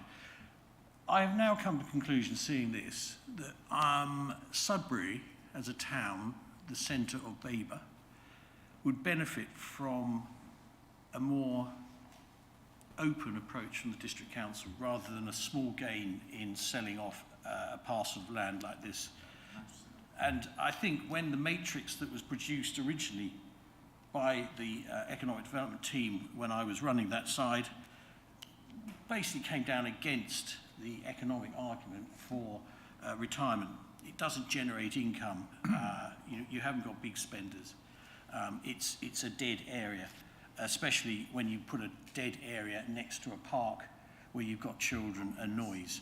Because I can guarantee what we will be coming back to soon will be complaints from the environmental health side of noise from the park disturbing the residents of the 41 flats. That is absolutely what will happen. We will also have parking issues there. So I have to say this is ill-considered. I think it's a shame that we've got to this point. And I think the residents of Sudbury deserve better. I think an open space. The council has got the money in its budget. It has the 2 million set aside, which would be perfectly adequate to open up the space. And there has been some visuals and graphics of that. And I think we should go with that. So I am certainly not a supporter of this application. Thank you. Councillor Corral. You've been waving your hand. Councillor Owen. Thank you for this, and yeah, thank you, Vincent, for a very, very good planning thing. Yeah, I've got loads of concerns here. Affordable housing, the open space, which is it open space or isn't it open space? I believe it is open space, and the loss of the other. It doesn't matter how big the open space is, we're losing some of it. So, and we can't afford to lose any open space. Loss of a 200, 300-year-old YouTube. I can't believe no one's even thought, do you know what, that's not a problem. That is a big problem. It is a big problem for our wildlife. The old swimming pool site, you're saying it's not recreation. Well, it is recreation. This is what? We had a swimming pool in there. We had a BMX place in there. We have never built on that swimming pool site. So why should we now? Given all these issues, and there is a load of issues, I'm not a supporter of this, and I believe that we should reject this. So when it comes to it, I don't mind putting it through or... Councillor Lindsay? Thank you, Chair. Yeah, well, I'm also grateful for the presentation, although I do feel sometimes we get some of these presentations. I know I'm a substitute rather than a regular committee member, but I have seen and been at committees where I think we sometimes get overlong and too pro-developer presentations, even though, yes, I understand the officers are recommending approval, but I think it's for us to decide what we debate and how we, not the officer. So, however, it was useful to see the design, and I do see that I sort of applaud the officers for getting a bit better design, but it's on a better design on something that is still, it's really architectural tinsel on what is a gesture of disrespect to the medieval townscape of Sudbury. I really like Sudbury, and why I like it is because it's got these little higgledy-piggledy houses, particularly King Street, with those houses ranged around. It's got a charm, and you can read the history in it. That site is right bang overlooking the church. It's a really sensitive site. And we've got here a proposal for a 4-storey building, right bang up on the road, sort of leering over what are Grade 2 and Grade 1 listed buildings down King Street. Now, I know you showed the view, a sort of mock-up of what it would look like from King Street, but that was in the middle of the road in a traffic island. Most people won't see that view because they're too busy crossing the road. The view people will see from the pavement, and actually if you're on the pavement on the south side of King Street, all you'll see is this huge, great 4-storey thing that has no meaning, no relevance to the history of Sudbury. There's a few little sort of things that haven't been raised yet that I wanted to put in. That wall on I'm interested to hear that it was the wall of the police station. I actually like that wall. It's got texture, it's an old brick. I really like old brick walls, and because of that texture and because of that history, and you detailed how, some of it was the police station, and there's been some repairs, and there may have been raised the wall for the swimming pool. You can read the history in it, and that's what gives a town meaning, and interest and texture. So to knock down that wall and replace it with, I saw the mock-up, it looks twee and frankly meaningless in historical terms.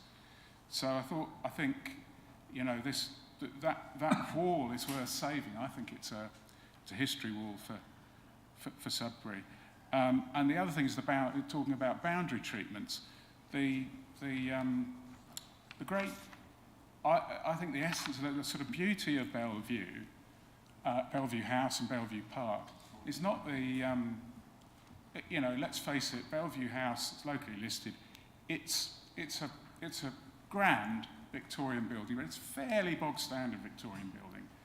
But it's the link with what was the garden, presumably, and is now a public park.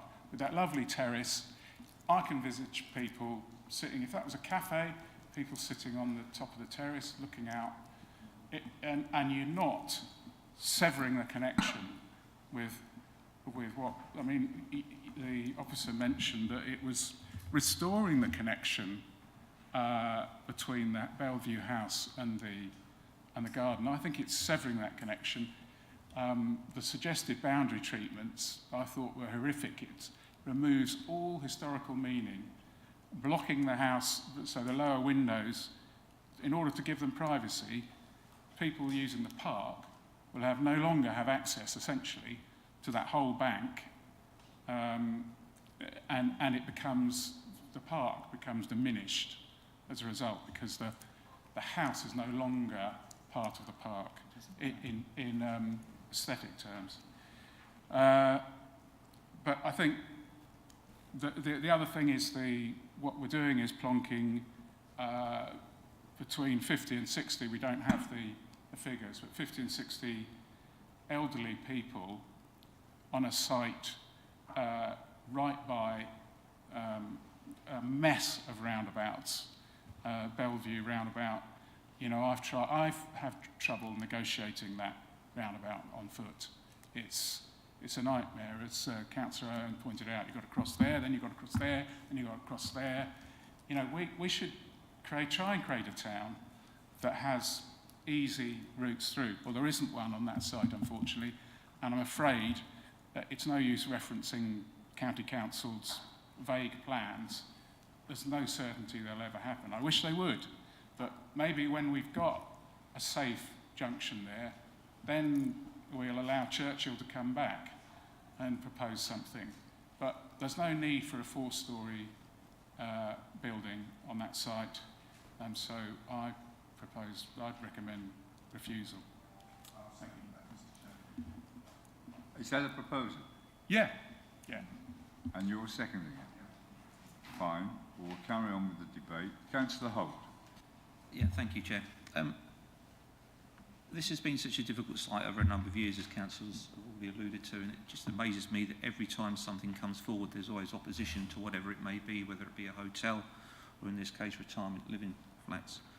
We seem to tiptoe around, as I say, accommodate different views all the time, keep Bellevue House, demolish Bellevue House, and yet we're here today with a solid planned application, which I have to commend the applicant for, because they have brought forward a scheme to me that ticks a lot of boxes. And yet still we're scrutinising it in the way we should, and there seems to be members here today that are just so dismissive about it.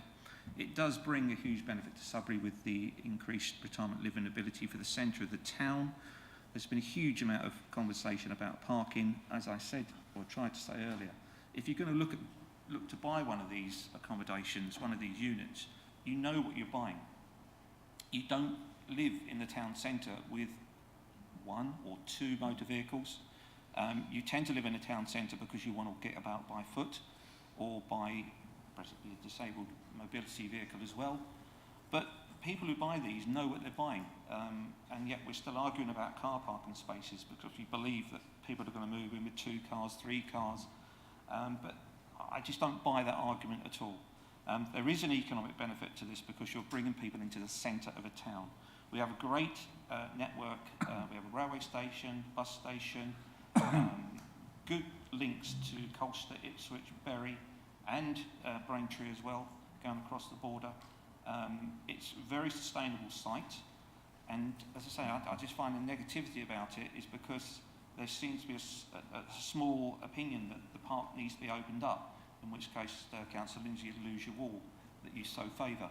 I just feel that we're looking at it in a very blinkered way. We're not in a positive, forward-looking way, and a little bit disappointed really to hear views as they've been. But I will keep my thoughts to myself a bit more and listen hopefully to a bit more debate, because I feel that we're very short on debate on this. We seem to be going down a very quick route of refusal. But it'd be interesting to hear other members' views, because I certainly look upon this as a very favourable application and will be minded to support it. Mr. Chairman, I do object to the previous councillor saying that we were dismissive. I certainly am not dismissive. I represent the people I represent in that area, and I encounter this every day, so I do know what I'm talking about along with others. Thank you. Councillor McCraw. Thank you. I've had a lot of time thinking about this, and as the other members have referred to, it's scars on the back, and possibly from a different viewpoint. And I've been considering all the various aspects of the application. For a start, it's considerably changed from what I've seen previously. I mean, I say considerably changed, and some of it's been small details, some of it's been larger details. And people have been making strong links about the 2 applications, to the entrance and to Bellevue House and the former swimming pool site, and we consider each application separately. So it seems to me that what we have to do here is, yes, it's relevant that this might affect the development of the entrance, which I have to say I voted for, and I believe was a right to do so, because I think Sudbury deserves a better opening and entrance to Bellevue Park than the existing hellhole that you actually have, because I honestly cannot understand how the residents of Sudbury have been able to tolerate that visual scar, the wall that Robert admires so much, I have to say I found horrible. The graffiti I found inadequately talented. The general view of that end of Bellevue Park strikes me as an absolute horror. And how people in Sudbury have lived with that for 35 years or so, that Bellevue House has been allowed to slowly fall into the ground, requiring regular upkeep. So first thing is the preservation of Bellevue House. I regard that as a positive benefit. And I have to say that nobody has so far come up with an alternative scheme that has been costed out and can be made to work. I know because I've dealt with it when it came to council, went through scrutiny and everything else. Secondly, then the visual impact of the proposals. And I referred back to the 1926 view and how it would have looked then, which I have to say is fairly standard early 20th century. Here's a row of houses. Obviously, the black and white doesn't flatter the view. It would have been further forward. In terms of the general height impact, I'm impressed with the slope that comes up, that if you look at the line of sight, I don't believe it's as visually unpleasant as has been implied. I like the shaping and shading and shaping of the buildings, the way that also flows into step by step. Looking at that, I think that's actually much improved on some of the earlier proposals, which I have to say were rather more in block form. So Bellevue House is preserved. The entrance position is supported, but we can consider this application separately. Now, separately, would this application stand regardless of the entrance? And that's the question I think that's before us today. Would it stand? I happen to say I think the building itself would stand. I am concerned about the parking provision, but at this stage, as a council, we're obliged to take the advice of the Highways Authority. Whether we necessarily agree with it or not, it falls into the category of best advice available to a planning authority, which is to say, us. The affordable housing is regrettable, as is the sill, but that's the fact of life. That is the way that the policy is often run in these situations, and there are many applications whereby we accept stuff that is allowed in policy. Although we may not personally agree with what that policy states, we have to accept that that is what the policy states. This is allowable and legal and lawful. The general effect is Sudbury has had a mess at that end of Bellevue Park. The Bellevue Park environment coming down, and the Bellevue House will not be there if it falls down. And in the absence of anything proper to keep it standing up and use it as an actual active building, this is the only proposal on the table, and it's the one before us today. And we have a responsibility to consider that along with everything else. So I'm afraid, on balance, although I do still have this reservation about the parking, and I would like a condition maybe if it possibly came up for some further examination of the parking provision, but I'm afraid I will vote against the motion to refuse. Thank you. Councillor Busby, your hand was up there.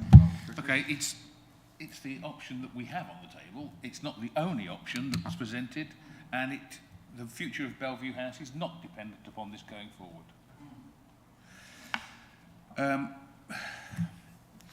Interestingly, I'm going to take a different slant to it, to the majority, I think.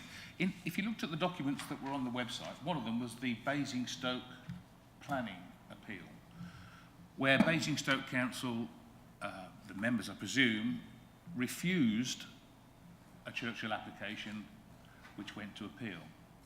Now it's interesting to see why the inspector then overturned Basingstoke's decision to refuse it. And the key elements were they hadn't got a 5-year housing supply. Well, we have. Yeah. So despite of that, there was a need for this type of housing. According to the inspector, we don't know that there's a local need for this type of housing there. There was a substantial contribution to the provision of affordable housing. Well, we're not getting that here either. It was on the redevelopment of previously developed land. I'm not concerned, I don't believe that we're really redeveloping the land here. The local economy would benefit through the generation of jobs. What, one job? I mean, really? We're going to all this trouble for one job? So the key reasons for the inspector overturning the Basingstoke decision aren't relevant for us. And I don't know why that document was put on there, but if it was to tempt us to suggest that we shouldn't turn this down because it would go to appeal and get overturned, well, I don't think that's the case, because I think all of the factors that related to Basingstoke don't relate to us. And just as an aside, I think the decision for me was crystallised on Monday at the Queen's funeral, I presume most of you watched it. There was a point, I'd watched it for 2 or 3 hours, and it was unbelievable. And they'd just got to the Wellington Gate, where they were going to transfer the coffin to the hearse to go to Windsor. And the backdrop, you've got all these people that had marched all the way through London, formed on the green, and the backdrop was a concrete and glass 70s 5-storey, 6-storey building, and it totally threw it. And for me, it was the worst moment of the day, and I thought that just typifies what could happen here. If you've got a park, it's supposed to be somewhere special. It doesn't need to be surrounded by high-rise buildings, which totally take away the meaning of the park. It's supposed to be tranquil. It's supposed to bring a piece of the countryside into the town. If you've got a 5 or 6-storey building on the edge of it, it totally killed it. And it's for that reason that I won't support it. Okay. Councillor McLaren, you were next. Thank you, Chair. Since I became a councillor in 2019, this has been sort of rumbling on, and probably years before that. What I find difficult is the lack of affordable housing in this scheme. Any other applicant would be required to do that.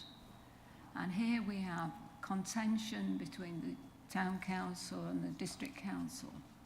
And I just feel sad that as we're the owners of the land, that we didn't think through what might be helpful to the people of Sudbury. And I certainly think affordable housing would have given something back to the people of Sudbury, and that is the biggest problem for me in this application. Thank you, Chair. Thank you. May I remind some of you that you may remember that planning applications with no provision for affordable housing are not a new subject. I remind you of Walnut Tree, the hospital redevelopment. There was no affordable housing there. And also St Leonard's, when that horrible hospital was kept and redeveloped. So it is not necessarily. Sorry? Only half there. It's a long story which I'm not going to...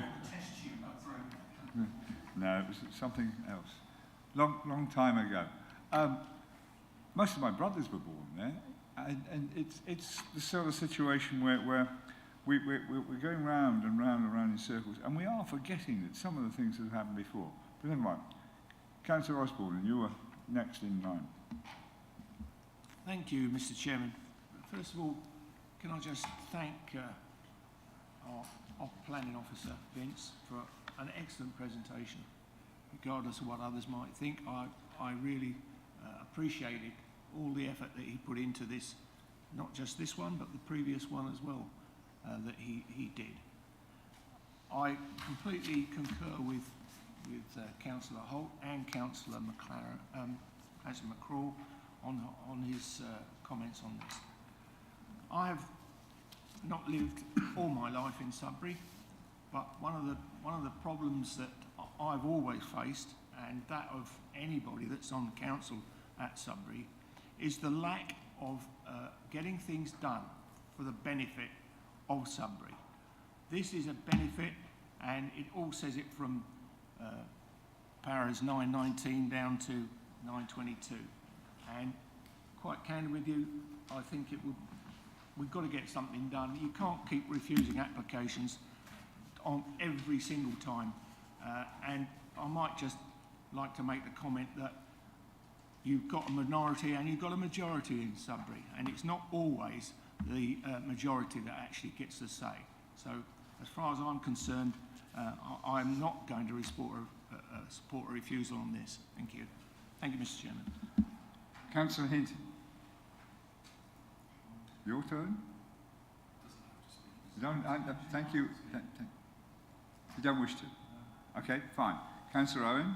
Yeah, just reminding everyone there was 800 and odd signatures on this. You know, it's not a small amount. And, the people that we meet in Sudbury are the people we actually go around talking to. And they're the ones who says, about the beautiful park. And you've got to remember, while standing in the park, you can see how beautiful St Peter's is from the park. You wouldn't be able to do that if that building was there.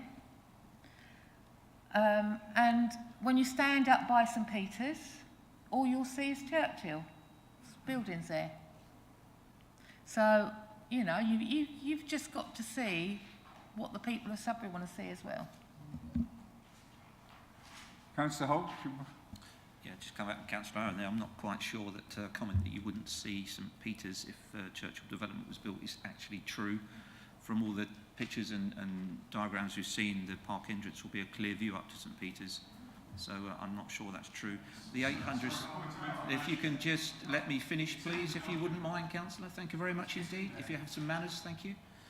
Also, the 800 signatures that she has mentioned, I'm not sure if all of those were Sudbury or even Great Cornard residents who are in a separate boundary ward to Sudbury. I hadn't seen the Basingstoke papers. I wasn't aware that they were in our papers as such. Not in the papers, they were on the website. Ah, right. I'd just say it would have been interesting if we'd all had the opportunity to see them. Well, perhaps I've looked on the website, but I use my papers as the relevant documents. It's just frustrating, as I say, to hear these arguments put forward to basically stall this development and stall the site yet again. And I do find that those who claim to have lived here for many, many years seem to be ignoring those that perhaps haven't lived here for so long.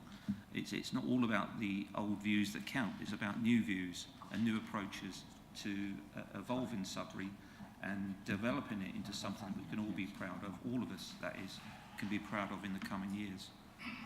We need investment, we need change, we need to build and present Sudbury in a much better way than it is at the moment. We have lacked development and change in Sudbury for so many years.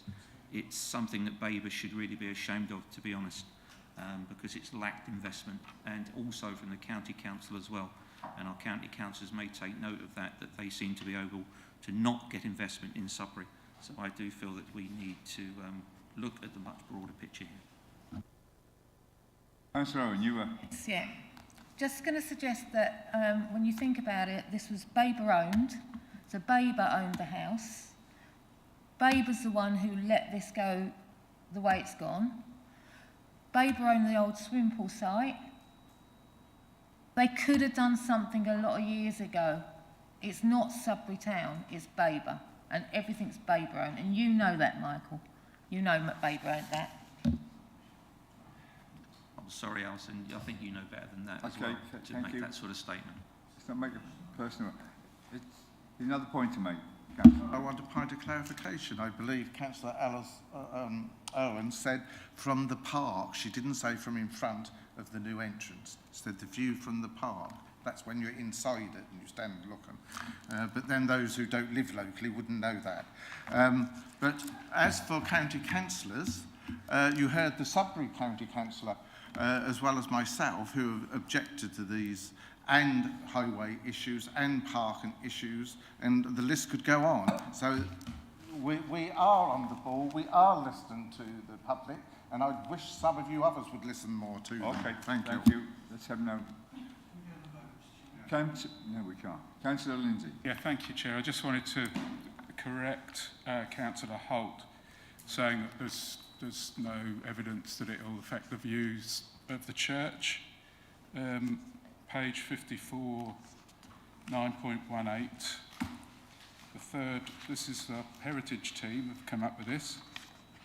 The third bullet point, if you like, in italics. A low level of less than substantial harm to the significance of the Church of St. Peter, grade 1, as the proposed apartment block would likely obscure or else draw attention away from a good view of this listed building from Bellevue Park. So it's there in black and white. Thank you. Councillor McCraw, you were... The only problem is that the same paragraph 918 at an earlier paragraph states something that's almost the opposite, which is a very low to low level of less than substantial harm to the Bear Hotel. And at the end of it says, I consider that a very low level of harm would occur to the other grade 2 listed buildings along King Street, listed below for the same reasons. gradually decreasing to no harm before reaching the Church of St. Peter. So in one paragraph from the heritage team we have decreasing to no harm before reaching the Church of St. Peter, and then the third paragraph seems to say the opposite. I'd have to say, I think this is a bit subjective. Okay. From the same person. Yes. No. If everybody has finished and making any comments, then I will ask Councillor Lindsay what his motion is and the grounds. And will you get the agreement? Yes, he does. So the motion is to refuse on the grounds of the impact on the townscape and the conservation area and the heritage assets.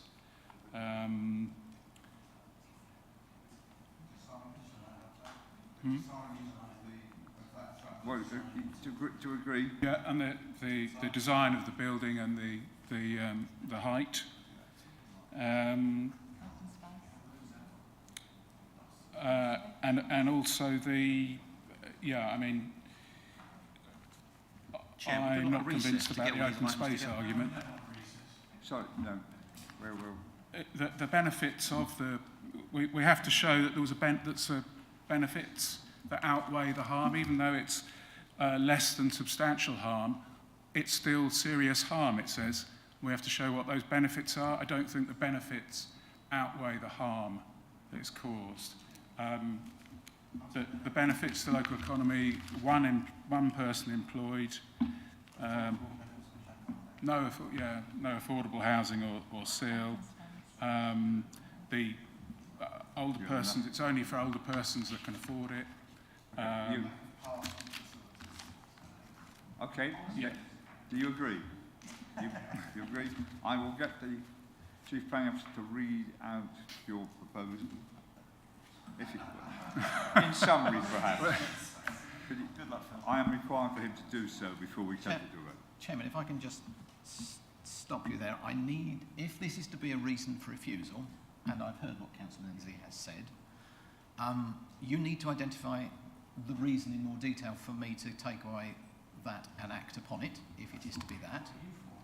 Should we have a vote first? Sorry, Chairman. No, we Chairman, can't. can I just say, I have put a recommendation on the table, and therefore I am committed professionally to the recommendation before you. So, from my perspective, I'm trying... Well, please. Let him finish. So, if you wish to delegate those powers to me, then that's one thing, and you need to say so. I don't have that as a proposal at the moment. The proposal is a reason for refusal. I need to identify the reasons. You talked about affordable housing. I need to understand that, and I need to understand that in the context of the evidence that is on the application. So this needs to be beyond my opinion. This needs to be the evidence that leads you to that conclusion. I've seen too many appeals where councillors in committee have decided applications on the basis of their very strongly held opinion, and I accept that's so. And when you put this in front of a planning inspector, as surely we all will, we will need as a council to defend that with evidence. So we started off with an impact on townscape, which I have some notes around. I would expect to understand a little of the policies that Councillor Lindsay is praying in aid. As regards affordable housing, I would welcome clarity as to what evidence is drawn that is not presently available in the papers and the evidence base that leads to a conclusion that affordable housing is a reasonable ask in relation to this. And in relation to the parking, and I will say this, I have heard what members have said, there is a judgment to be called. My experience of providers of this sort of accommodation are able usually to fight and defend their appeals very successfully on the evidence they have about occupancy, and most councils have very little evidence that they can pull which demonstrates to the contrary. Again, we are back to evidence. I think you've heard from my colleague Mr. Chester, and I doubt Mr. Chester is going to wish to defend a refusal on the grounds of parking.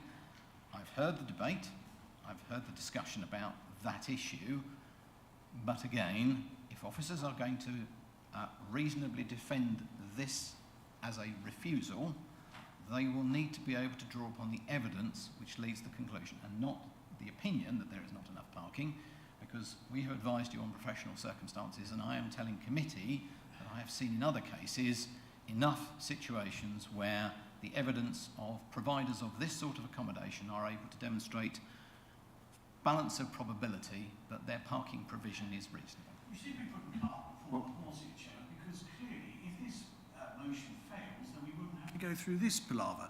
So it's surely better to go for the vote, to find out what the vote is. If the vote is in the refusal, then we need to go into that detail. Because what I feel is happening here is there is a direction from the Chief Planning Officer to try and redirect various people's thoughts in this process. And I would suggest that we'd be better off going for a vote. If the vote failed, then obviously the recommendation would then have to be voted to approve. But the way that the Chief Planning Officer is portraying this at the moment is also directing members to have to make maybe a different decision, sort of pressure, I would suggest. Thank you for your comment, Councillor Barrett. Councillor Craw? Would that not rather imply that Councillor Barrett is suggesting that the planning officer... I'm not suggesting anything. Well, I don't need you to suggest for me. I've said what I've said. Thank you. You say what you want to say, not what I've said. Councillor Barrett. Chair, can I suggest that Mr Dupre gives us a sort of a legal view that's and my procedural view? May Because I, it clearly is important to members, and we need to The question is, how can people vote if they don't know what they're voting for? Well, they are. They're voting to refuse. Careful. Yes, Or approve. will say Councillor McCraw has said what I was about to say in a very admirable, non-technical way. As a matter of law, if you're refusing planning permission, you must give reasons for it. It's not quite the same with approval. You don't generally have to give reasons, and the court, an inspector, will assume you're following the officer's reasoning if you are going with it. But I think you need to know, at least in broad terms, such that Mr Isbell and Mr Pearce need to go away from here. If the resolution to refuse is successful, the officers need to go away and draw up a refusal notice with reasons for refusal. And then, if there's an appeal, the officers need to think about defending it and to put into effect the democratic will of the majority of the committee, if that's what's happening. So we do need to have reasons for refusal, at least in reasonable outline.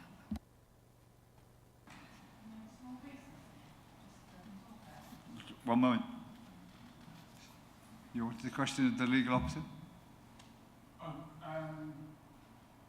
No, I was okay. just going to try and suggest some okay. the resolution should be. Can I make a suggestion that the proposer and seconder get together while we have a recess with the Chief Planning Officer and discuss what they might feel the grounds would be? Otherwise, we're going to end up parking this. Agreed.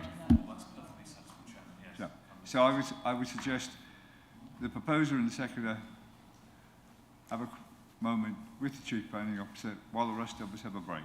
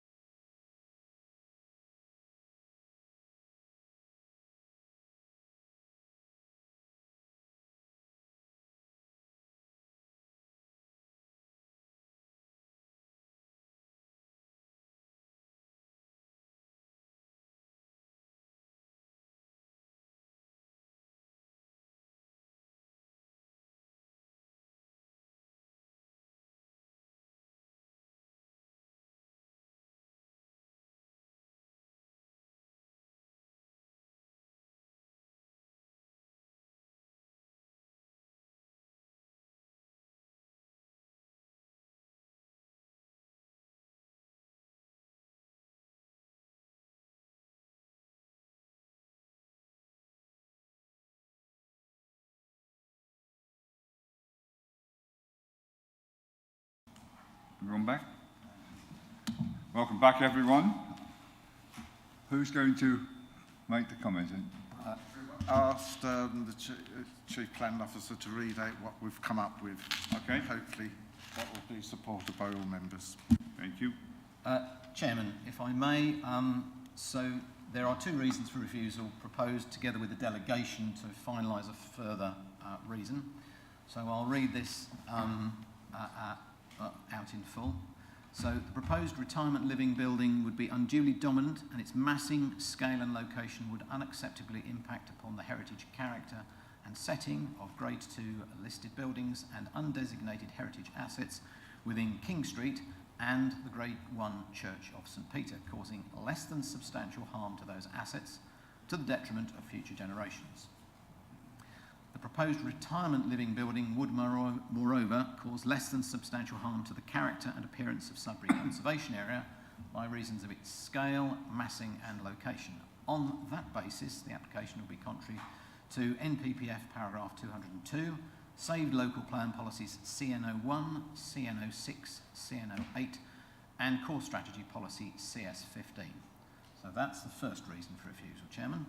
The second, the application and accompanying evidence fails to demonstrate that the provision of a contribution towards affordable housing within the scheme proposal would render the development unviable.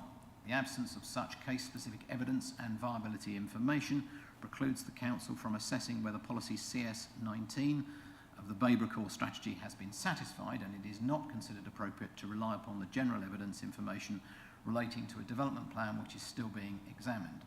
On that basis, the absence of a contribution or inclusion of affordables is unacceptable and contrary to policy CS19. And then thirdly, in relation to the delegation, delegate to the Chief Planning Officer to finalise the above mentioned reasons for refusal and to prepare a reason for refusal related to the loss of tree preservation ordered trees. Chairman, that's it. That's it? You've heard it. Now, let's go to a vote. Thank you, Chair. Members, that vote is now in progress. You are voting for or against refusal of the application. Councillor Beer. I'm voting for. Thank you. Councillor Lindsay.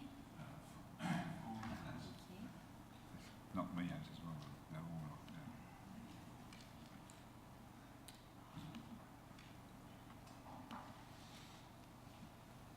Well, let me use that. Councillor Palmer, can I take yours? I'm verbally? against. Against.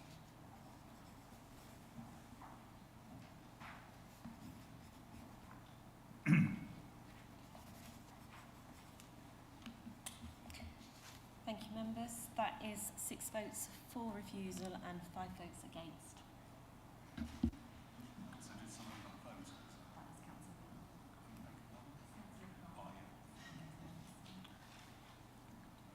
Right.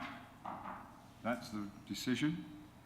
I will declare the meeting closed and remind you that the next meeting is on the 5th of October and the meeting's over. Thank you. Can